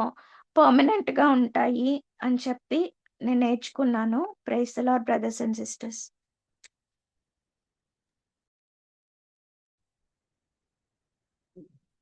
ఈరోజు మన ధ్యానాంశంలో మత్తయి 5 అధ్యాయము 6 వచనం 7 వచనం 8 వచనం. 6 వచనం నీతి కొరకు ఆకలి దప్పులు గలవారు ధన్యులు. జాగాంకులు దాన్ని ఎలా ఎక్స్ప్లెయిన్ చేశారు అంటే దేవుడు తనకిచ్చిన రెవల్యూషన్ బట్టి నేను మొట్టమొదటిసారి మళ్ళా దీన్ని రీకాల్ చేసుకోవడానికి ఆ, అది నన్ను చాలా ఎంకరేజ్ చేసింది ఈ మాట. నిజంగా నేను అలా నీతి కొరకు చూస్తున్నాను. ఎందుకంటే మత్తయి 6:33లో ఉంటది. కాబట్టి మీరు ఆయన రాజ్యాన్ని నీతిని మొదట వెతకండి. సో ఆయన రాజ్యం కొరకు ఆకలి దప్పులు కలిగి ఉండడం కంటే దానికోసం వెతకడం. సో అంకుల్ చెప్తారు ఒక ఇలిస్ట్రేషన్. అదేంటి అంటే ఒక ఎడారిలో ఒక చుక్క నీటి కోసం ఎంత వెలైనా చెల్లించడానికి ఒక వ్యక్తి సిద్ధపడుతున్నాడంటే అతను ఆ వాటర్ కోసం ఎంత దప్పిగా ఉన్నాడు, ఎంత అవసరతలో ఉన్నాడు. ఆ వాటర్ కోసం అతని వెతుకుతూ ఉంటాడు. ఎంత వెల చెల్లించడానికైనా, ఎంతకి తెగించడానికైనా ఆ వ్యక్తి సిద్ధపడతాడు. సో నేను ఆయన నీతి కోసం, ఆయన రాజ్యం కోసం ఆ, అలాగా వెతుకుతున్నానా? అంతగా నేను వెతుకుతున్నానా? ఎందుకంటే ఏ వ్యక్తి అయినా సరే ఆ, ఓ- అంత దప్పిక లేని వ్యక్తి, అంత ఆకలి లేని వ్యక్తి దాని కాస్ట్ అడుగుతాడు ముందు. దీనికి ఎంత చేయొచ్చు, ఎంత అవుతుంది ఖర్చు అని. అదే దానికోసం radical గా అసలు ఇంకా నాకు ఇంక ఇది కావాల్సిందే, సో దానికి నా ప్రాణమైనా ఇచ్చేయచ్చు, సో ముందు నాకు అది ఇచ్చేయండి చాలు అనే వ్యక్తి ఇదెంత, నేను అఫోర్డ్ చేయగలనా, ఓ చాలా ఎక్కువ ఉంది, ఇలా బేరాలు ఉండవు. సో ఉమ్, నేను అటువంటి ఆకలి నేను కలిగి ఉన్నానా, అలాంటి తప్పిక నేను కలిగి ఉన్నానా అంటే సిగ్గుపడుతున్నాను మాట చెప్పడానికి. అట్లాంటి స్థితిలో నేను లేనని నాకు అర్థమైంది. నేను ఆ విధంగా నేను వెతకట్లేదు. దేవుడు నాకు మరొకసారి హెచ్చరించాడు, ఇట్లా నువ్వు దేన్ని సీక్ చేస్తున్నావు, ఎక్కడ తృప్తిపడి జీవిస్తున్నావు, ఎక్కడ క్రిస్టియన్ వాల్యూస్ విషయంలో కాంప్రమైజ్ అయిపోతున్నానో నేను తెలుసుకున్నాను. రెండోది కనికరం గలవారు ధన్యులు అని లూకా 6:36లో ఉంటుంది. మీ తండ్రి కనికరం గలవాడైనట్లు మీరు కనికరం గలవారై ఉండుడి. ఈ మాట నేను ఎందుకు చెప్తున్నానంటే కొన్ని రోజుల క్రితం నేను ప్రేయర్ రిక్వెస్ట్ ఒకటి, అది దాని గురించి నేను 3-4 డేస్గా ఆలోచించి ఎల్డర్స్ సలహా తీసుకొని నేను ఆ ప్రేయర్ రిక్వెస్ట్ గ్రూప్లో పెట్టాను. నా కోపం విషయంలో స్టూడెంట్స్తో నేను ఎలా డీల్ చేస్తున్నాను అనేది. ప్రతిరోజు స్కూల్కి వెళ్ళే ముందు ప్రేయర్ చేసుకోవడం, స్కూల్లో కొట్టడం, బాధపడొచ్చి లార్డ్ నేను దీన్ని ఓవర్కమ్ చేయలేకపోతున్నాను, నా వల్ల కావట్లేదు, బాధపడడం, మళ్ళీ మరుసటి రోజు వెళ్ళడం, మళ్ళీ అదే విషయంలో ఓడిపోవడం, అంటే కారణం లేకుండా నేను కొట్టట్లేదు, కానీ దాన్ని ఇంకో రకం కూడా డీల్ చేయొచ్చు. నేను ఎప్పుడైతే ప్రేయర్ రిక్వెస్ట్ పెట్టానో అప్పుడు నాకు వచ్చిన ఆన్సర్ ఈ లూకా 6:36. నీ మీద నేను కనికరం పడినప్పుడు నువ్వు ఇంకొకరి మీద మెర్సీ చూపించడానికి ఏమైంది? నువ్వు ఎలాంటి కనికరం పొందావో, ఎలాంటి క్షమాపణ పొందావో వాళ్ళని అలానే నువ్వు క్షమించవచ్చు, అలానే వాళ్ళ మీద కనికరం చూపించవచ్చు అని. నిజంగానే అది వర్కౌట్ అయింది కూడా. ఒక 4th క్లాస్ స్టూడెంట్ని నేను, తను సిడబ్ల్యూ అసలు రాయలేదు క్లాస్ వర్క్, నటిస్తా ఉన్నాడని కోపం వచ్చి కొట్టేశాను. తర్వాత చాలా బాధ వేసింది, అంటే అంతగా కొట్టాను, దెబ్బలు పడ్డాయి బాగా. తనకి దగ్గరికి పిలిచాను, సారీ అడిగి, నాన్న ఇలా చేయడం తప్పు కదా, సిడబ్ల్యూ నువ్వు రాయకపోతే నన్ను పేరెంట్స్ నన్ను అడుగుతారు కదా, నువ్వు చేయాలి కదా క్లాస్ వర్క్. ఇతని దగ్గర కూర్చోబెట్టి అతనితో ప్రేమగా కనికరం చూపించి మాట్లాడి, అతను నా దగ్గర కాసేపు కూర్చోబెట్టుకొని అతని దగ్గరికి తీసుకొని చాలా ప్రేమగా తనతో నేను మాట్లాడడం స్టార్ట్ చేశాక, నేను చెప్పలేదు, తనే ఒక స్టూడెంట్ది క్లాస్ వర్క్ నోట్స్ తీసుకొని తను నైట్ రాసుకొని మళ్ళీ మార్నింగ్ వచ్చి, సార్ కొంచెం రాశాను, ఇంకొంచెం పెండింగ్ ఉంది, నాకు ఇంకా టైం ఇవ్వండి, నేను రాస్తాను సార్ అని తను అంటే, నాకు అంటే లార్డ్ నువ్వు ఇలా డీల్ చేస్తావు కదా, నేను కూడా ఇంతే అడగాలి కదా నిన్ను. ప్రభా ఈరోజు కొంచెం ఓవర్కమ్ చేశాను, నాకు హెల్ప్ చేయండి లార్డ్, నేను దీన్ని ఎట్లయినా సరే విడిచిపెట్టడానికి నాకు హెల్ప్ చేయండి. సో లార్డ్ నిజంగా కనికరం చూపిస్తే అది ఎలా ఉంటుంది అనేది, ఆ పిల్లోడనే కాదు, యేసు ప్రభు నా మీద కనికరం చూపించబట్టే ఈరోజు నేను క్షమాపణ పొందున్నాను, నాకు రక్షణ ఉంది, ఈరోజు నేను ఈ స్థితిలో ఉన్నాను. సో నేను ఇతరుల మీద కనికరం చూపించకపోతే నేను క్షమించబడను అనేది నాకు అర్థమైంది. తర్వాత 8వ వచనం, 8వ వచనం, హృదయ శుద్ధి గలవారు ధన్యులు, వారు దేవుని చూచెదరు. ఇంతకుముందు షేరింగ్ లో కూడా నేను చెప్పాను దీని గురించి. నేను ఆలోచిస్తున్నప్పుడు నిర్మలమైన మనస్సాక్షిని కలిగి ఉండడం, హృదయ శుద్ధి కలిగి ఉండడం వేరు. నిర్మలమైన మనస్సాక్షి ఏంటి అంటే, పడిపోయిన వెంటనే ఇందాక సిస్టర్ చెప్పినట్టు కళ్ళలో దుమ్ముబండ వెంటనే క్లీన్ చేసుకోవడం, అది నిర్మలమైన మనస్సాక్షి. పాపం చేసిన వెంటనే దాని తీవ్రతను గుర్తెరిగి వెంటనే రిపెంట్ అయ్యి ఆ పాపాన్ని మన నుంచి పోగొట్టుకోవడం, క్షమాపణ అడగడం దేవుణ్ణి, అది నిర్మలమైన మనస్సాక్షి. హృదయం శుద్ధిగా ఉండడం అంటే ఏంటి అంటే, కేవలం దేవునికి మాత్రమే ఆ హృదయంలో స్థానం ఉండడం. దానికి పర్ఫెక్ట్ ఎగ్జాంపుల్ ఏంటి అంటే, ప్యూర్ మిల్క్ అంటే కొంచెం కూడా చుక్క నీరు కూడా కలవని పాలని శుద్ధ పాలు అని చెప్పొచ్చు, పవిత్రమైన పాలు అని. ప్యూర్ మిల్క్, శుద్ధమైన పాలు. సో అట్లాంటి శుద్ధ హృదయం కలిగి ఉండడం, దానికోసం కూడా మనం ఆకలి దప్పులు కలిగి ఉండాలి. ఎందుకంటే నిర్మలమైన మనస్సాక్షిని కలిగి ఉండొచ్చు, కానీ శుద్ధ హృదయం లేకుండా కూడా నిర్మలమైన మనస్సాక్షిని కలిగి ఉండొచ్చు. అంటే ప్యూర్గా గాడ్ కోసమే హృదయాన్ని అర్పించకుండా పాపాన్ని ఒప్పుకుంటా పడిపోతా, పాపాన్ని ఒప్పుకుంటా దేవుని కోసం కాకుండా కాంప్రమైజ్ అవుతా నిర్మలమైన మనస్సాక్షి ఉండొచ్చు, క్లియర్ కాన్షియన్స్ అనేది.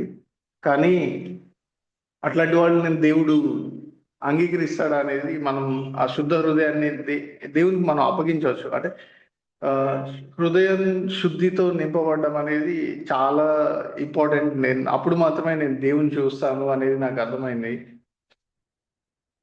సో నేను నిర్మలమైన మనస్సాక్షిని కలిగి ఉండడం మాత్రమే కాదు, అంటే అప్పటికప్పుడు నా పాపాన్ని ఒప్పుకోవడం మాత్రమే కాదు, ఇక నుంచి నేను దేవుని కోసమే జీవించాలి అన్న ఆలోచనతో శుద్ధ నా హృదయాన్ని అంతకంతకు నేను పరిశుద్ధపరచుకుంటూ పవిత్రమైన హృదయం కలిగి ఉండడానికి నేను ప్రయాసపడాలి అనేది నేను నేర్చుకున్నాను. సో ఇంకా నేను పిల్లల మీద కనికరం చూపించట్లేదు, అంటే నేర్చుకుంటున్నాను. ఆ విషయంలో నేను ఇంప్రూవ్ అవుతున్నాను. నా కోసం ప్రేయర్ చేయండి. అండ్ అలా ప్రేయర్ చేయడం వల్లనే నేను కొంచెం ఇంప్రూవ్ అయ్యాను. ఓకే, పిల్లల్ని కొంచెం ప్రేమగా చూడగలుగుతున్నాను అన్న థాట్ నాకు వచ్చింది. ఇంతకుముందు టీచర్లు నాకు స్టిక్కి పంపించాలంటే కొంచెం భయపడేవాళ్ళు, మనోహర్ సార్ కొట్టేస్తాడు పిల్లల్ని, వద్దు అని. ఇప్పుడు అలాంటిది లేదు. దేవుడు నాకు హెల్ప్ చేస్తున్నాడు. ఆ, కొంతమంది బ్రదర్స్ కూడా నన్ను గైడ్ చేస్తున్నారు ఎలా పిల్లలతో డీల్ చేయాలి అనేది. సో థ్యాంక్ యూ మీ అందరికి ప్రేయర్ చేసినందుకు, అండ్ మీ ప్రేయర్స్ అలానే కంటిన్యూ చేయండి. Thank you brothers. Thank you brothers and sisters. నేను ఇవాళ నాకు ఈ వాక్యం ద్వారా ఎంకరేజ్మెంట్ అయిన కొన్ని విషయాలు మీతో పంచుకుంటాను. ఫస్ట్ థింగ్ నేను ఫస్ట్ థింగ్ చెప్పాలనుకున్నది ముఖ్యంగా ఏంటి, ఒక డిసైపుల్షిప్ లో నేను నేర్చుకున్న ఇంపార్టెంట్ థింగ్ నా లైఫ్ లో, డిసైపుల్ అనగానే నాకు తెలిసిన ప్రాముఖ్యమైన థింగ్స్ కొన్ని మీతో షేర్ చేసుకున్నాను. ఇవాళ ఇంకోటి చెప్పాలనుకున్నది ఏంటంటే, ఒక డిసైపుల్ అనేవాడు, ఒక శిష్యుడు అనేవాడు ఎవరు అంటే గనక వెల చెల్లించేవాడు. అంటే ఎలా చెప్పాలి అంటే, ఖర్చు పెట్టే వ్యక్తి. ఈ ఖర్చు ఎలా పెడతాడు అంటే గనక తిరిగి ఏమీ ఆశించడు. ఆ ఎలాగంటే, ఎలా అయితే మేరీ యేసుక్రీస్తు పాదాల దగ్గరికి వెళ్ళి 300 దేనాలం తన యొక్క సంవత్సరం యొక్క ఆ యొక్క సంపదంతా తీసుకెళ్లి ఆయన పాదాల దగ్గర పగలగొట్టి ఆయన పాదములు కడిగి ఇంకా తిరిగి ఏం ఆశించట్ల. తను ఆశించలేదు కాబట్టి తిరిగి అక్కడ పగలగొట్టి అక్కడ అరోమా వచ్చింది, అక్కడ క్రీస్తు ఆవిడని అంతగా పొగిడారు. శిష్యులు వాళ్ళ జీవితాల్ని ఆయనకు అర్పణగా అర్పించారు, తిరిగి వాళ్ళు ఏమీ కోరుకోలేదు. అలాగే పౌలు భక్తుడు తన జీవితాన్ని అర్పించాడు దేవుడి కొరకు. ఇవాళ మనము ఒక శిష్యులము అని చెప్పే ముందు ఒక్కసారి మనల్ని మనం క్వశ్చన్ చేసుకోవాలి. నన్ను నేను క్వశ్చన్ చేస్తున్నాను, దేవా నేను ఒక డిసైపుల్ అనే వర్డ్ నా నోట్లోంచి వచ్చేటప్పుడు నేను అర్పిస్తున్నా, కరెక్టే, మనం అర్పిస్తున్నాము. అర్పించి ఎలాగంటే గనక అబ్రహాము ఇస్సాకుని బలి మీద పెట్టాడు, కానీ తిరిగి ఇస్సాకుని తిరిగి లేపుతాడు అనుకున్నాడు, కానీ ఇస్సాకు కంటే ఇంకా బెటర్ వాడిని నాకు ఇస్తారు, బెటర్ వాడిని నేను పుట్టించగలను అని ఎప్పుడూ అనుకోవాలి అబ్రహాము ఇస్సాకుని ఇస్తారు, లేపుతారు, తిరిగి పునరుద్ధానం చేస్తారు అని ఎందుకు అనుకున్నాడంటే, ఎందుకంటే దేవుడు వాగ్దానం చేశాడు గనక. ఒకవేళ ఆ వాగ్దానం కూడా లేకపోతే అబ్రహాం ఎప్పుడు నాకు తిరిగి కుమారుడు కావాలి అని కూడా అనుకోని ఉండడు. వాగ్దానం చేశాడు ఈయన, ఎందుకంటే ఈ యొక్క బిడ్డ తర్వాత జనరేషన్ అంతా వస్తుంది, ఇక్కడ నుంచి వస్తారు అని చెప్పి వాగ్దానం చేశాడు కాబట్టి తిరిగి పునరుద్ధానంలోకి వస్తాడు ఇస్సాకు అనుకున్నాడు తప్ప, ఒకవేళ ఆ వాగ్దానం కనుక లేకపోతే అబ్రహాంకి ఇస్సాకు తిరిగి లెగవాలి, నాకు మళ్ళీ ఇంకో కొడుకు కావాలని అది శిష్యుడు అంటే ఫస్ట్ ఏంటంటే వెల చెల్లించేవాడు. అంటే ఏంటంటే ఖర్చు పెట్టేవాడు. ఇంకా చెప్పాలంటే సమరైన కథలో పెట్టినట్టు నువ్వు ఖర్చు పెట్టాలి. ఖర్చు పెట్టి తిరిగి ఆశించే వ్యక్తి కాదు. ఈయన ఏమీ ఆశించడు. ఇంకా కావాలి అంటే ఆ పూటకుల వాళ్ళకి ఏం చెప్తాడంటే, నా దగ్గర 2 దేనారములు ఉన్నాయి, నీకు ఇస్తాను, ఇతని మీద ఖర్చు పెట్టు, మళ్ళీ తిరిగి వస్తా, మళ్ళీ తిరిగి వచ్చి ఇంకా ఏమైనా ఖర్చు అయితే నేను ఇస్తాను, అంతే తప్ప ఇప్పుడు ఈ బాగుపడిపోయిన వ్యక్తి ఇంటికెళ్ళి నేను మిగతా మొత్తం డబ్బులు కలెక్ట్ చేసుకుంటాను అనలా. అది సమరయుడు, అది శిష్యుడు. నేను ఇవాళ అడుగుతున్నాను, మీ లైఫ్ ఇస్తున్నారు గాడ్కి. గాడ్ నన్ను అడిగిన క్వశ్చన్, నువ్వు లైఫ్ ఇస్తున్నావు నాకు, నువ్వు ఏం చేయాలి, నువ్వు ప్రతిదీ చేయాలి, కానీ ఇంటర్నల్ గా ఏం ఆశిస్తున్నావు నువ్వు? దేవా నాకు ఏ ఆశ లేదు అని చెప్పగలవా ప్యూర్ గా?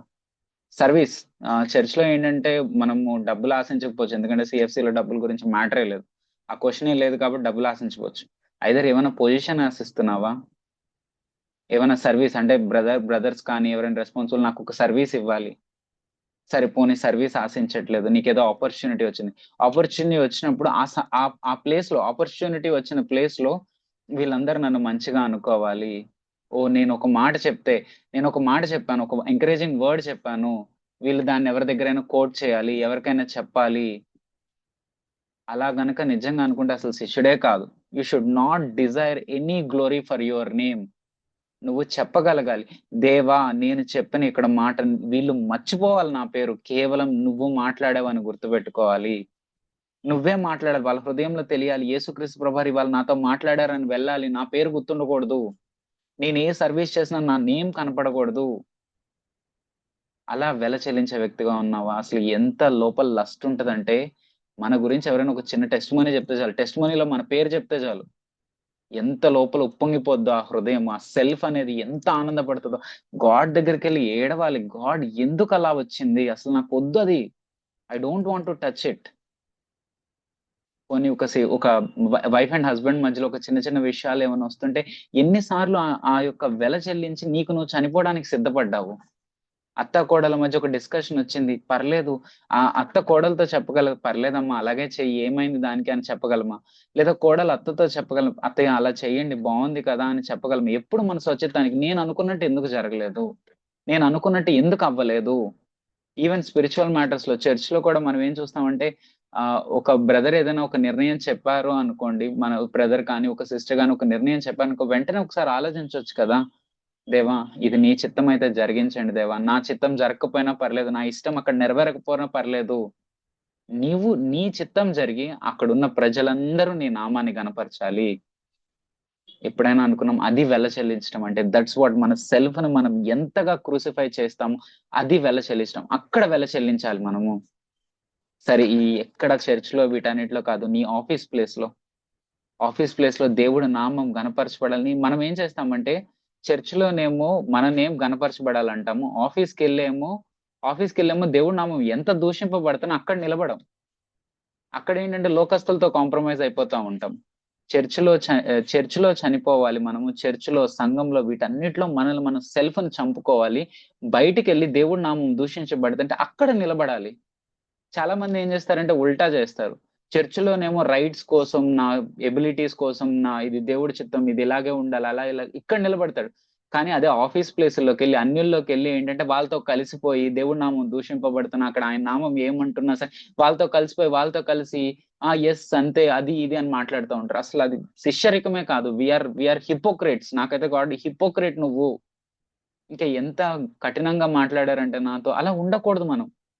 శిష్యులు, ఒక డిసైపుల్, నేను యేసుక్రీస్తు ప్రభువారి యొక్క ఇంకా దేవుని కుమారుణ్ణి అని చెప్తున్నాను అంటే వి షుడ్ నెవర్ కాంప్రమైజ్. ఆ నేమ్ గ్లోరిఫై అవ్వకపోతే మాత్రం వి షుడ్ క్రై అవుట్, దేవుడి దగ్గరికి వెళ్ళి అడవాలి. ఆ విషయం నాకు తెలుసు. ఎందుకు ఈ మాట చెప్తున్నానంటే కనుక, ఫస్ట్ అక్కడ ఉంది hunger and thirst for righteousness. నిజంగా రీసెంట్ గా నేనైతే కొన్ని టెస్టిమోనీస్ విన్నాను, మన చర్చ్ లో testimonies. God really blessed my heart. ఒక్క చిన్న టెస్టిమోనీ చెప్తాను. రీసెంట్ గా ఒక సిస్టర్ ఏం చేశారు అంటే, తను వర్క్ చేస్తున్నప్పుడు తన ప్లేస్ కి ఒక కస్టమర్ వచ్చారు. ఒక కస్టమర్ వస్తే ఆ కస్టమర్ తో మాట్లాడుతున్నప్పుడు ఆ కస్టమర్ ఏంటంటే ఒక డీల్ చేసుకున్నారు. ఓకే దీనికి ఇంత ఖర్చు అవుతుందా, సరే ఇంత ఖర్చు అయితే మేము పే చేసేస్తాం, మాకు ఆ మెటీరియల్ తెప్పించండి, ఇంత ఖర్చు అయితే మేము మిస్ చేస్తాము అని చెప్పి మాట్లాడుకున్నారు. సరే మాట్లాడుకున్నారు, అంతా అగ్రిమెంట్ అయిపోయింది, వాళ్ళు వెళ్ళారు. సరే ఈ మెటీరియల్ వచ్చాక మిమ్మల్ని పిలుస్తాం రండి అని చెప్పారు. తర్వాత ఈ సిస్టర్ ఏం చేసిందంటే, ఆ యొక్క మెటీరియల్ పర్చేస్ చేయడానికి చూస్తే ఏమైందంటే, వాళ్ళు ఇచ్చిన డబ్బుల కంటే ఆ మెటీరియల్ డబ్బులు ఇంకా చాలా తక్కువైంది. సరే తర్వాత కస్టమర్ వచ్చాడు, ఆ కస్టమర్ కావాల్సింది మెటీరియల్ ఇచ్చేసారు, అంతా నీట్ గా అంతా బాగా జరిగింది. వాళ్ళు కూడా చాలా బాగుంది, అంతా ఓకే అనుకున్నారు, వాళ్ళు ప్రైస్ కూడా ముందే ఇచ్చేసారు, హ్యాపీగా వెళ్ళిపోయారు. కానీ సంఘంలో చెప్పబడింది మాట, hunger and thirst for righteousness. అన్యాయంగా మీరు ఎవరి దగ్గర డబ్బులు తీసుకుంటే తిరిగి ఇచ్చేయండి అని చెప్పబడిన మాట తర్వాత ఆ సిస్టర్ కన్విక్ట్ అయ్యారంట. నో, ఇది అన్యాయం కదా, ఇది తక్కువ రేటుకే వచ్చింది కదా, నేను వాళ్ళ దగ్గర ఎక్కువ తీసుకున్నాను, ఎలా మౌనంగా ఉన్నాను, తిరిగి వాళ్ళ డబ్బులు వాళ్ళకి ఇచ్చేయాలి కదా అనుకుంది. వెంటనే వాళ్ళకి ఫోన్ చేసిందంట, సార్ ఇలా మీ దగ్గర ఇలా అయ్యింది, నేను ఇలా మీరు రండి నా దగ్గరికి, నేను డబ్బులు తిరిగి ఇస్తాను అంటే, వాళ్ళు ఏమన్నారంటే మేము చాలా దూరం నుంచి రావాలి, మేము క్యాబ్ కి అన్నిటికీ డబ్బులు ఖర్చు పెట్టుకొని రావాలి, అది అయ్యే పని కాదంటే. ఈ సిస్టర్ ఏమన్నారు తెలుసా, మీరు రావటానికి వెళ్ళటానికి మొత్తం డబ్బులు నేనే ఇస్తా, మీరు అర్జెంట్ గా ముందు రండి. మొత్తం ఆ క్యాబ్ డబ్బులు కూడా ఇచ్చి తను ఇవ్వాల్సిన అమౌంట్ వాళ్ళకి ఇచ్చేసింది. ఆ టెస్టిమనీ విన్నప్పుడు అనిపిస్తుంది, God you are there in this church, these people are hunger and thirst for righteousness. మరి వీళ్ళు సాటిస్ఫై అవుతారా? ఇప్పుడు మనం ఈ డబ్బులు ఇచ్చేసాం, డబ్బులు ఇస్తే నాకు ఇంకో నెక్స్ట్ ఒక 10 కస్టమర్లు వస్తారని డిజైర్ ఉండకూడదు, అది చాలా కవటస్నెస్, ఆ తప్పది. నేను రైచియస్నెస్ ఎందుకు ఫుల్ఫిల్ చేస్తానంటే, దేవుడి నామం కనపరచబడలేదని ఫుల్ఫిల్ చేస్తాను, అంతేగాని ఇది నేను చేసేస్తే దేవుడు నాకు ఒక 10 కస్టమర్లు ఎక్స్ట్రా ఇస్తారు, అది తప్పు, అలా చేయకూడదు మనం. ఇంకా కొన్ని టెస్టిమనీస్ విన్నాను రీసెంట్ గా. బ్రదర్ అయితే కొన్ని లాక్స్ ఆఫ్ మనీ వస్తాయి, ఒక పేరు రాస్తే అన్యాయంగా, పేరే దాంట్లో ఏం లేదు, ఎవరికీ తెలియదు, అది సీక్రెట్ గా రాసేయచ్చు, కానీ అనుకున్నాడు ఇది అన్యాయం, నేను ఇలా చెయ్యను. ఒక సిస్టర్ ఒక డబ్బులు వాళ్ళకి ఎప్పుడో చిన్నప్పుడు తీసుకున్న డబ్బులు తిరిగి ఇవ్వాలంటే ఇచ్చేసారు. That is what righteousness. అలా చేయాలి మనం రైచియస్నెస్. కానీ నేను నా జీవితంలో యూత్ లో ఉన్నప్పుడు నేను వీళ్ళలాగా లేని రైచియస్. నా జీవితంలో చెప్తాను, నేనేంటంటే ఒక సర్టిఫికేట్ పెట్టి నేను సీట్ ఈజీగా తెచ్చుకోవచ్చు, కానీ అప్పుడు నేను తెలుసుకున్నాను, కన్విక్ట్ అయ్యాను. ఏంటి అంటే ఇలా పెట్టకూడదు. సీట్ ఏ తక్కువ సీట్ వచ్చినా పర్లేదు, రాకపోయినా పర్లేదు, లేదా ఎంత ఖర్చు పెట్టైనా వేరే విధానంలో తెచ్చుకుందాం కానీ ఇలా వద్దు అనుకున్నాను. కానీ అలా చేసిన తర్వాత నా మనసుకి ఏమనిపించిందంటే, నేను గాడ్‌కి ఇంత ఫేవర్ చేశాను కదా! గాడ్ నాకు మంచిది ఇస్తారులే అనుకున్నా. గాడ్ అన్నారు, that is what your hypocrisy is. అసలు అలా కోరుకోకూడదు అచ్యుత్. నీ కోసం నేను సిలువలో ఇంత మరణిస్తే నువ్వు ఒకటి చిన్నది త్యాగం చేసి నాకు ఇంకా కావాలి అని అడుగుతున్నావు. అది కవటస్నెస్ కాదా అని మాట్లాడారు. నా చిన్న వయసు అప్పుడు. అప్పుడు తెలుసుకున్నాను నేను, మనం ఎప్పుడు కూడా రైచియస్నెస్ ని కవటస్నెస్ కోసం చెయ్యకూడదు, దురాశ కోసం చేయకూడదు. రైచియస్నెస్ మనం ఎందుకు చేస్తామంటే దేవుడి నామం గనపరచబడాలి. దేవా నీ నామం గనపరచబడాలి, నా ఇంట్లో సాతాను ఫుడ్ స్టూల్ ఉండకూడదు అని చెప్పి. That is what. అలా hunger and thirst for righteousness ఉన్నామా? డబ్బుల విషయంలో మనం తీవ్రంగా తీసుకోవాలి. గాడ్ నీ హంగర్ అండ్ థర్స్ట్ డబ్బుల విషయంలో, నేను ఎవరి దగ్గర అన్యాయంగా ₹1 తీసుకున్నా నేను పరిగెడతాను ఇచ్చేయడానికి. ఒకవేళ అప్పు చేశాను, అప్పు తీర్చడానికి ఎన్ని విధాల ప్రయత్నిస్తాను. నా ఇష్టాలు కోరికలు అన్ని తగ్గించుకొని ముందు అప్పు తీర్చేస్తాను. ఎంత లిమిటెడ్ గా ఉండాలనుకుంటే అంత లిమిటెడ్ గా నా యొక్క అవసరాలు తగ్గించుకుంటాను. అంటే మన అవసరాలు తగ్గించుకోవడం అంటే పిల్లలకి ఇవ్వాల్సిన ఇవ్వకుండా, భార్యకి సమకూర్చి కాదు. మన అవసరాలు సొంతవి ఉంటాయి, అవి తగ్గించుకుంటాను. నేను ఎంత తగ్గించుకోవాలంటే అంత తగ్గించుకుంటా, ముందు అప్పు కట్టేస్తాను. అది hunger and thirst for righteous. God అలాగే చెప్పారు, అది హంగర్. ఆ హంగర్ ఉండాలి, రైచియస్నెస్. ఇంకో లాస్ట్ థింగ్ ఒక్కటి చెప్పి నేను క్లోజ్ చేస్తాను. మెర్సీ చూపించే విషయంలో మాత్రం మనం చాలా చాలా చాలా నేర్చుకోవాలి యేసయ్య దగ్గర నుంచి. మెర్సీ అనేది ఏంటంటే ఫర్గివ్నెస్. ఫస్ట్ ఫర్గివ్నెస్ చాలా ఈజీ. దానికి ఏమీ చెల్లించాల్సిన అవసరం లేదు. జస్ట్ అక్కడ కూర్చొని యేసయ్య నేను వీళ్ళని క్షమిస్తున్నాను అంటాం, ఈజీ. కానీ మెర్సీలో ఇంకో విషయం కూడా చెప్పారు జాక్మన్. మంచి చెయ్యటం. సరే, నీకు ఒకళ్ళు తప్పు చేశారు, నీకు ఒకళ్ళు అన్యాయం చేశారు, నీ అత్తగారే నీ మీద కోపంగా ఉన్నారు, కోడలే నీ మీద కోపంగా ఉంది, కోడలే నువ్వు అనుకున్నట్టు జరగలేదు. ఎన్నిసార్లు, లేదంటే ఆఫీస్ లో నీ బాసే నీ పట్ల కఠినంగా ఉన్నాడు, నీ మీద చాలా మంది అన్యాయం చెప్పారు, లేదా నీ రిలేటివ్సే, నీ అక్కలు తమ్ముళ్ళు ఎవరో నీ బెట్ల అన్యాయంగా ఉన్నారు. వాళ్ళకి మంచి జరగాలి అని ఎన్నిసార్లు ప్రార్థన చేసావు? నన్ను అడిగిన క్వశ్చన్ అదే. గాడ్, నువ్వు వాళ్ళని క్షమించావు, వాళ్ళందరూ నీకు చేసిన అన్యాయాన్ని అంతా నువ్వు క్షమించావు. కానీ ఎన్నిసార్లు ప్రార్థన చేసావు? దేవా వాళ్ళకి మంచి జరగాలి దేవా, మంచి జరగాలి దేవా అని ఎన్నిసార్లు ప్రార్థన చేసావు? ఇంకా నెక్స్ట్ క్వశ్చన్ నన్ను ఏమడిగారంటే, దేవా వాళ్ళకి నాకంటే ఎక్కువ మంచి జరగాలి. నా పిల్లలు క్లాస్ లో సెకండ్ థర్డ్ వస్తుంటే వాళ్ళకి పిల్లలందరూ ఫస్ట్ రావాలి. అంతలాగా మన హృదయం నిండుందా? ఇంకా చెప్పాలి అంటే ఆ మంచి నేనే చేసేవాడై ఉండాలి. వాళ్ళకి ఏమైనా కష్టం వస్తే గనక నన్ను ఫస్ట్ తెలుసుకునేటట్టు చేయండి, నేను పరిగెత్తి ఆ కష్టాన్ని తీర్చే వ్యక్తిగా ఉండాలి. అలా అని చెప్పి ఫూలిష్ గా వాళ్ళు అన్గాడ్లీగా ఉంటే వెళ్ళమని కాదు నా ఉద్దేశం. ఏంటంటే నీ హార్ట్ ఆ డిజైర్ ఉందా? మెర్సీ ఆ లెవెల్లో నువ్వు చూపించగలుగుతావు. దేవా ఎవరైతే నాకు చెడు చేశారో వాళ్ళకి మంచి చేయడానికి నాకు ఒక్క అవకాశం ఇవ్వండి. గాస్పెల్ చెప్పడానికి కాదు, గాస్పెల్ అనేది తర్వాత వస్తుంది. మంచి చేయటం, ఆ మంచి చేసే గుణాన్ని మనం దేవుడి దగ్గర అడగాలి, ఇవ్వండి. నేను చూపించడానికి టైం లేదు కానీ సమరయులు యేసుక్రీస్తు ప్రభువారికి ఉండటానికి కూడా చోటు ఇవ్వలేదు తెలుసా, సమరయ ప్రాంతంలో. కానీ యేసయ్య ప్రార్థన చేశాడు. ఆ తర్వాత ఆ ప్రాంతం గురించి ఎంతగా ప్రార్థన చేసి, దేవా ఒక్క అవకాశం ఇవ్వండి నాకు సమరయులకి నేను మంచి చేయడానికి, ఒక్క అవకాశం ఇవ్వండి నాకు మంచి చేయడానికి అని ప్రార్థన చేసినప్పుడు 10 మంది కుష్ఠరోగులు వస్తే అందులో ఒక్క సమరయుడు ఉన్నాడు. ఒక సమరయుడిని దేవుడు ఏర్పరిచాడు, తండ్రి ఏర్పరిచాడు. ఇదిగో ఈ సమరయుడు, ఇతన్ని స్వస్థపరచు అని స్వస్థపరిచినప్పుడు ఆ సమరయుడు తిరిగి వస్తాడు. తిరిగి వచ్చి థ్యాంక్స్ చెప్తాడు, యేసయ్య థ్యాంక్ యూ నన్ను హీల్ చేసినందుకు. అప్పుడు ఎవరు నువ్వు అని తెలుసుకున్నప్పుడు సమరయుడు యేసయ్య అప్పుడు వందనాలు చెప్పుంటాడు తండ్రికి. తండ్రి నేను చేసిన ప్రార్థన నువ్వు ఆలకించావు, సమరయుడిని నీకు మంచి చేయడానికి నాకు సమరయుడిని పంపించావు. ఈ సమరయులు నన్ను ఇంటికి రాకపోయినా, ఇంటికి అక్కడ ప్రదేశానికి రానివ్వలేదు, తోసేశారు, అయినా నీకు మంచి చేయడానికి అవకాశం ఇచ్చావు. ఆ మంచితనం ఏమైందంటే తర్వాత సమరయ ప్రాంతం మొత్తం మారటానికి కారణమైంది. మనం మంచి అంతలాగా చేయాలి యేసయ్యలాగా. ఈ విషయాలు నేను నేర్చుకున్నాను. చాలా ఉన్నాయి కానీ నెక్స్ట్ టైం షేర్ చేసుకుందాం. దేవుడి మాటలు దీవించును గాక. ముందుగా మాధురి సిస్టర్ గారు చిన్నపిల్లల గురించి ప్రార్థన చేస్తారు.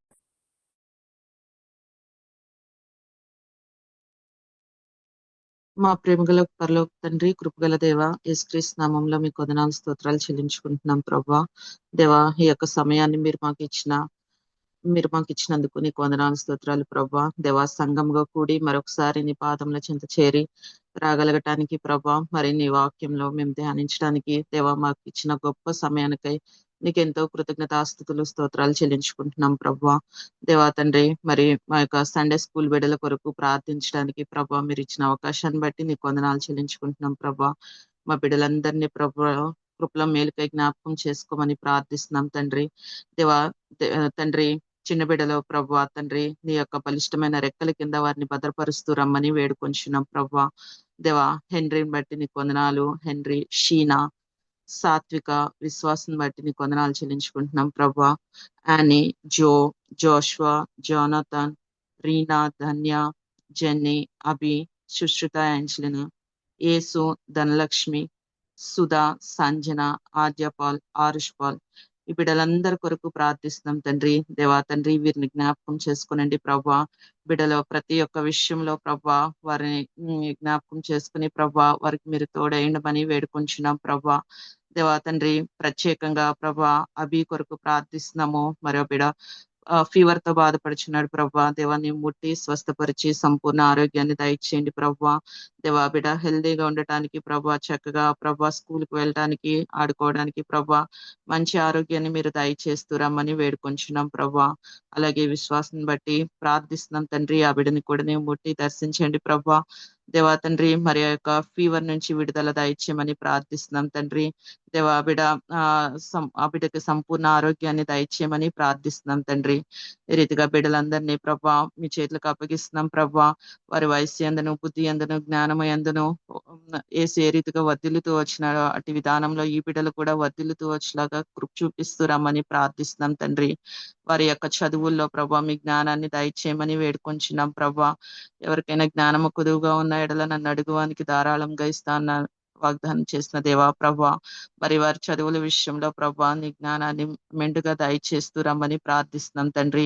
వారు స్కూల్ కి వెళ్తున్నప్పుడు, వస్తున్నప్పుడు రాకపోకలందు నీ కాపుదల ఉంచండి ప్రభా.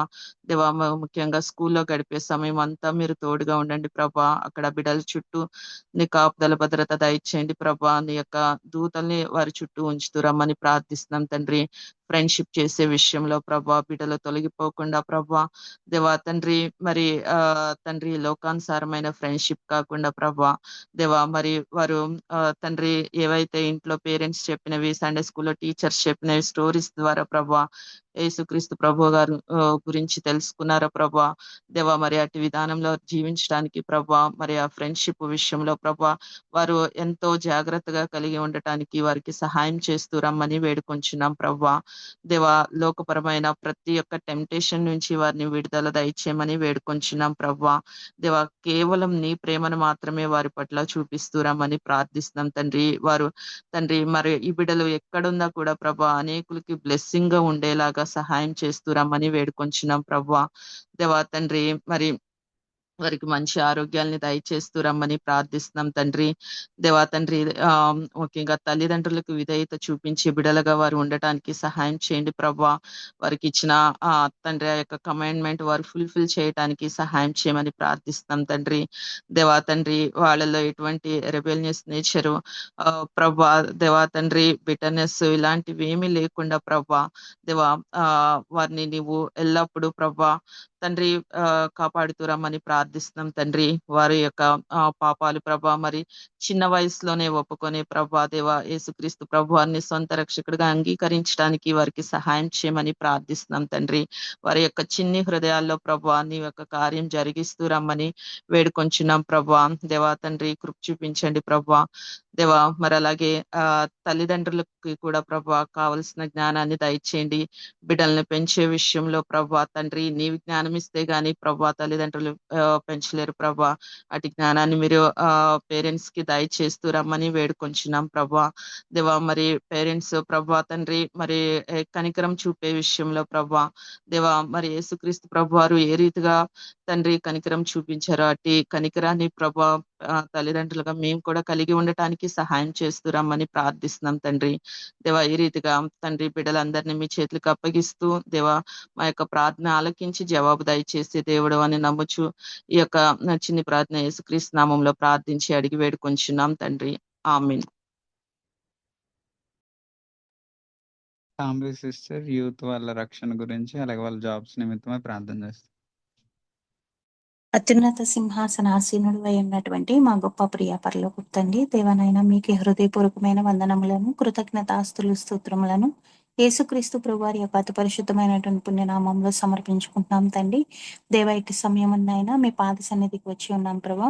అయా నా ప్రభా, ఆయా సంఘమంతయు ఏకీభవించి ప్రార్థిస్తుండగా మీరు గొప్ప కార్యాలు చేసే దేవుడు అని విశ్వసిస్తూ, అయా నా ప్రభా, మా యూత్ సిస్టర్స్ పట్ల, బ్రదర్స్ పట్ల నా ప్రభా మీ యొక్క కృపను అనుగ్రహింపచేయమని వేడుకుంటున్నాం తండ్రి. అయా వారి జాబ్స్ లో మీరుతో అయా నా తండ్రి, వారి జాబ్స్ విషయంలో మీరు కృప చూపించండి తండ్రి. అయా జాబ్స్ కొరకు ప్రయత్నిస్తున్నటువంటి భాగ్యశ్రీ సిస్టర్ని, అయా అయా శృతి సిస్టర్ని, అదే రీతిగా రాజశ్రీ సిస్టర్ని, అదే రీతిగా మనోహర్ బ్రదర్ని, ఇమాన్యుయల్ బ్రదర్ని, ఉదయ్ బ్రదర్ని, ప్రేమ్ బ్రదర్ని, ప్రదీప్ బ్రదర్ని మీరు జ్ఞాపకం చేసుకున్న దేవా నా ప్రభా, మీ కృపలో నా తండ్రి అయా వారికి మంచి జాబ్స్ మీరు అనుగ్రహిస్తారని నమ్మి విశ్వసిస్తున్నాం తండ్రి. దేవా నా ప్రభా నా తండ్రి, ఆయా జాబ్స్ ప్రయత్నాల్లో వారికి మీరు తోడై ఉండండి తండ్రి. ఆయా ఏ అయితే స్కిల్స్ కావాలో వాటిని మీరే నేర్పించమని వేడుకుంటున్నాం తండ్రి. నీకు వందనాలు దేవా. అయా నీ మార్గము వైపు వారి యొక్క అడుగులు పడుటకు మీరు సహాయం దయచేయమని వేడుకుంటున్నాం తండ్రి. మీకు వందనాలు ప్రభా. అయా నా ప్రభా, నీ యందు నిరీక్షించిన వారు ఎన్నడూ సిగ్గుపడరని నా ప్రభా అయా మీరు తెలియజేశారు ప్రభా. అయా యొక్క నిరీక్షణతో నా తండ్రి మా సహోదరులు ఉండగా అయా నా తండ్రి మీరే నా తండ్రి వారిని బలపరచమని, వారికి మంచి జాబ్స్ దయచేయమని వేడుకుంటున్నాం తండ్రి. అదే రీతిగా నా ప్రభా నా తండ్రి సంఘములో నా ప్రభా నా తండ్రి ఆయా రక్షణ పొందుకోవాల్సినటువంటి బ్రదర్స్ సిస్టర్స్ ఉన్నారు ప్రభా. దయతో వారిని పేరు పేరున మీరే జ్ఞాపకం చేసుకోండి తండ్రి. దేవా నా తండ్రి ఈ రోజున మేమే ఆయా నీ రక్షణ ఆనందమును మేము ఎలా అయితే ఆయా ఆనందముతో, సంతోషంతో, సంతృప్తితో నా తండ్రి మేము నా తండ్రి అనుభవిస్తున్నామో అటువంటి గొప్ప ఆయా కృపలోనికి వారిని నడిపించమని నా ప్రభా మేము వేడుకుంటున్నాం తండ్రి. అయా నా ప్రభా నా తండ్రి నీ యొక్క శిష్యులుగా ఎదుగుటకు నా తండ్రి మొదటి అయా స్టెప్ నా ప్రభా నా తండ్రి అయా మారు మనసు రక్షణ ప్రభా. దేవా కృప చూపించని ప్రభా. ఆ తండ్రి మీరు ఆకర్షించకపోతే ఎవ్వరు మీ వద్దకు రాలేరు ప్రభా. దయతో వారిని ఆకర్షించని ప్రభా. వారి హృదయాల్లో విశ్వాసం అనేటువంటి అయా నా తండ్రి విత్తనమును మీరు నాటుతూ వస్తున్న మీ ప్రేమకై వందనాలు తండ్రి. అయా నా ప్రభా నా తండ్రి గొప్ప కార్యమును జరిగించిన ప్రభా. అయా వారు నా తండ్రి నీ యొక్క సాక్షులుగా నీటి బాప్తిసం పొందుకున్నటకు సహాయం దయచేయమని వేడుకుంటున్నాం తండ్రి. నీ కార్యము అయా నా ప్రభా మేమందరం కన్నులారా చూచి నా ప్రభా అయా నా తండ్రి హృదయం అంతటితో మిమ్మల్ని స్తుతించే బిడ్డలుగా నా తండ్రి మమ్మల్ని అందరినీ మీరే అయా సిద్ధపరుస్తూ వస్తున్నారని నమ్మి విశ్వసిస్తూ తండ్రి నా ప్రభా ఈ మనవుల్ని నా ప్రభా యేసుక్రీస్తు ప్రభు వారి యొక్క అతి పరిశుద్ధమైనటువంటి పుణ్యనామంలో బ్రతిమాలు వేడుకుంటున్నాం పరమ తండ్రి. ఆమెన్. దివ్య సిస్టర్ గారు మ్యారేజ్ అవ్వాల్సిన బిడ్డల గురించి ప్రేయర్ చేస్తారు. Gracious Heavenly Father, thank you Lord, ఈ టైంని మాకు ఇచ్చినందుకు. ఫాదర్ అన్ని విషయాల్లో మాకు ఇప్పుడు దాకా తోడుగా ఉన్న తండ్రి మీకు స్తోత్రం చెల్లించుకుంటున్నాం తండ్రి. లార్డ్ మేమందరము మీ పాదాల దగ్గరికి వచ్చే కృపని మాకు దయచేసిన రీతిని బట్టి మీకు స్తోత్రం తండ్రి. లార్డ్ మ్యారేజెస్ అవ్వాల్సిన బిడ్డల గురించి మీ పాదాల దగ్గర పెట్టుచున్నాం తండ్రి. Lord Divya sister, Shruti sister, Evangeline sister, Soni sister, Lakshmi sister బట్టి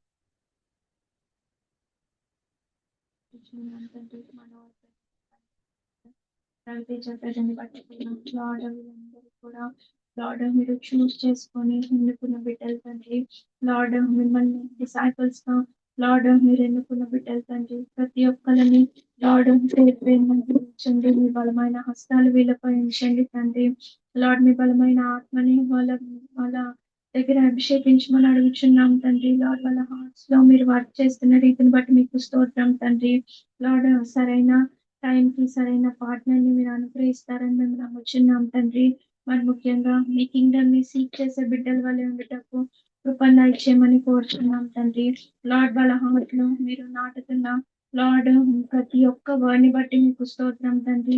జాయ్ మీ దగ్గర నుంచి వస్తుందని మేమందరం తెలుసుకునే కృపను మాకు దయచేయండి తండ్రి. ఇవన్నీ కూడా నిజంగానే లార్డ్ సెకండరీ తండ్రి, కానీ లార్డ్ మీ పాదాల దగ్గర పెట్టి మేము అడుగుచున్నాం తండ్రి. లార్డ్ మాకు ఏది నీడో లార్డ్ మీరు నిజంగానే ఇస్తానని సెలవిచ్చిన దేవా. లార్డ్ బ్రదర్స్ కి సిస్టర్స్ కి ఒక పార్ట్నర్ ని లార్డ్ మేము అడుగుచున్నాం తండ్రి. లార్డ్ మీరు సరైన టైం కి మీరు చేస్తారని మేము నమ్ముచున్నాం తండ్రి. మ్యారేజ్ విషయంలో, డెసిషన్స్ విషయంలో మీరు విజడం అనుగ్రహించండి, మీరు గైడ్ చేయండి లార్డ్. అన్ని విషయాల్లో వెళ్ళి తోడుగా ఉన్న తండ్రి మీకు స్తోత్రం తండ్రి. ఎన్నో టెంప్టేషన్స్ నుంచి మీరు ఓవర్కమ్ చేసే స్ట్రెంత్ ని వీళ్ళకి అనుగ్రహిస్తున్న రీతిని బట్టి మీకు థ్యాంక్ యూ చెప్తున్నాం తండ్రి. లార్డ్ వాళ్ళ లైఫ్ లాంగ్ కూడా నమ్మకంగా ఉండే బిడ్డల వల్లే, లార్డ్ ఫ్యామిలీ లైఫ్ ని కూడా లీడ్ చేసే బిడ్డల వల్లే మీరు వీళ్ళందరినీ మీరు రెడీ చేస్తున్న రీతిని బట్టి మీకు స్తోత్రం తండ్రి. వాళ్ళ హార్ట్స్ లో మీరు ఫెయిత్ ని ఇంపార్ట్ చేయండి ఫాదర్. మీరు తోడుగా ఉన్న తండ్రి మీకు స్తోత్రం చెల్లించుకుంటున్నాం తండ్రి. ఎవరు డిస్కరేజ్మెంట్ లో లేకుండా లార్డ్ వెయిటింగ్ పీరియడ్ లో మీరు పేషెన్సీని, లార్డ్ ఎండ్యూరెన్స్ ని మీరు డెవలప్ చేస్తూ మీ ఇమేజ్ లోకి వస్తున్న రీతిని బట్టి మీకు స్తోత్రం చెల్లించుకుంటూ ఫాదర్, మీరు గైడ్ చేస్తున్న రీతిని బట్టి మీకు స్తోత్రం చెల్లించుకుంటూ ఈ కొద్ది ప్రార్థన సన్నిధిని చేర్చుకోమని త్వరగా రాని మీ స్నానం పెట్టి వేడుకొంచున్నాం తండ్రి. ఆమేన్. Gracious Heavenly Father, thank you, Lord. Thank you dad. తండ్రి మీటింగ్ అంతా కూడా నీ కృపలో జరిగింది. ప్రభా ఏ మాట కూడా వ్యర్థంగా పోనివ్వదు, వర్ధిల్లింప చేయండి ప్రభా. మా యొక్క శిష్యరికంని తను తీవ్రంగా తీసుకొని కృప ఇవ్వండి. ఎందుకంటే ప్రభా ఇక్కడ ఉన్న ప్రతి బిడ్డ నీ నామంను తండ్రి ధరించుకున్నారు, నీ నామంని వాళ్ళు తీసుకున్నారు ప్రభా. ఆ నామంకు ఘనతే రావాలి ప్రభా తండ్రి. ప్రతి ఒక్క నాలుక నీ నామాన్ని కనపరచాలి, ప్రతి ఒక్క మోకాళ్ళు నీ నామానికి వంగాలి. ప్రతి ఒక్కళ్ళు ప్రభా వాళ్ళ జీవితాల ద్వారా, నోటి ద్వారా మాత్రమే కాదు ప్రభా, వాళ్ళ జీవితాల ద్వారా వాళ్ళు చేసే చోట ప్రతి చోట నీ నామాన్ని కనపరిచే వాళ్ళగా చేయండి తండ్రి. అపవాది సిగ్గుపరచబడాలి ప్రభా మా కుటుంబాల ద్వారా, మరి నీ నామం చూపింపబడాలి ప్రభా. ప్రతిరోజు మా కుటుంబాల్లో ప్రైజ్ అండ్ వర్షిప్ ఇవ్వండి, డిసైపుల్షిప్ వైపు తీవ్రత ఇవ్వండి, పరిశుద్ధాత్మ శక్తితో ప్రతి కుటుంబాన్ని నింపండి. థ్యాంక్ యూ ఫాదర్, నువ్వు రిక్వెస్ట్ ని అంగీకరించినందుకు థ్యాంక్ యూ ఫాదర్. అలాగే ప్రభా నువ్వు అస్వస్థతగా ఉన్న బిడ్డలందరి గురించి ప్రార్థన చేసిన ఒక్కసారి నీ గాయపడిన హస్తాలతో ప్రతి ఒక్క బిడ్డని ముట్టి స్వస్థపరచమని కోరుచున్నాం. Thank you father. అలాగే ప్రభా తండ్రి, ఎవరైతే స్వస్థత పొంది ఉన్నారో వాళ్ళని బట్టి కూడా థ్యాంక్ యూ సో మచ్, కృతజ్ఞతాస్తుతులు చెల్లిస్తున్నాం తని వాళ్ళని బట్టి కూడా. అలాగే ప్రభా యవనస్తులను బట్టి తని చంటి బిడ్డలను బట్టి ప్రత్యేకంగా ప్రార్థన చేసిన వాళ్ళపైన నీ కృపను దయచేయండి తని. అలాగే మా శాంత్ కుమార్ అన్న తండ్రి ప్రమోషన్ విషయమై మళ్ళీ వస్తున్నాం ప్రభా తని. We all come together once again lord. తను విజయవాడ ప్రాంతంలో ప్రమోషన్ దయచేస్తామని మేము విశ్వసించి నమ్ముతున్నాం. ఆమోదించినందుకు thank you lord, thank you father. అలాగే తను 29/30 జరగబోతున్న మీటింగ్స్ కి అయితే నీ ప్రత్యేకమైన కృపను దయచేయండి. సంఘం మీద ప్రభావ మీరు తోడుగా ఉంది, ప్రతి ఒక్క వర్క్ లో తండ్రి నీ యొక్క ఆత్మని ఇవ్వండి తండ్రి. అలాగే వస్తున్న బ్రదర్ సిస్టర్ కి మరి ముఖ్యంగా ఆరోగ్యం ఇవ్వండి, వాళ్ళ పరిచర్యలో మీరు తోడుగా ఉండే హెల్త్ ఇవ్వండి, వాళ్ళ బిడ్డల్ని వాళ్ళ మనవరాలను మీరు దీవించి ఆశీర్వదించమని. అలాగే విక్టర్ బ్రదర్ తన ఫ్లారెన్సెస్ ని బట్టి కూడా నీకు వందనాలు చెల్లిస్తూ, వాళ్ళ యానివర్సరీని బట్టి కూడా నీకు థ్యాంక్ యూ చెల్లిస్తూ వాళ్ళని ఇంకా దీవించి ఆశీర్వదించమని ప్రభా. ఈ అన్ని కార్యములు సమస్తము విజయవాడ సంఘం తండ్రి నీ నామ ఘనత కొరకే మీరు ఏర్పరచుకొని ప్రభా, మేమున్నా లేకపోయినా అక్కడ నువ్వే శిరస్సుగా ఉండి కంటిన్యూ చేస్తూ నువ్వు దాన్ని ఘనపరచుటకు నువ్వు సంఘాన్ని ఎప్పుడూ నిలబెట్టమని కోరుచు అతి త్వరలో రాబోతున్న ఏ స్నామన 10 నాడు వేడుకొని నడుచున్నాం తండ్రి. Amen. Thank you brothers and sister. కూడికిన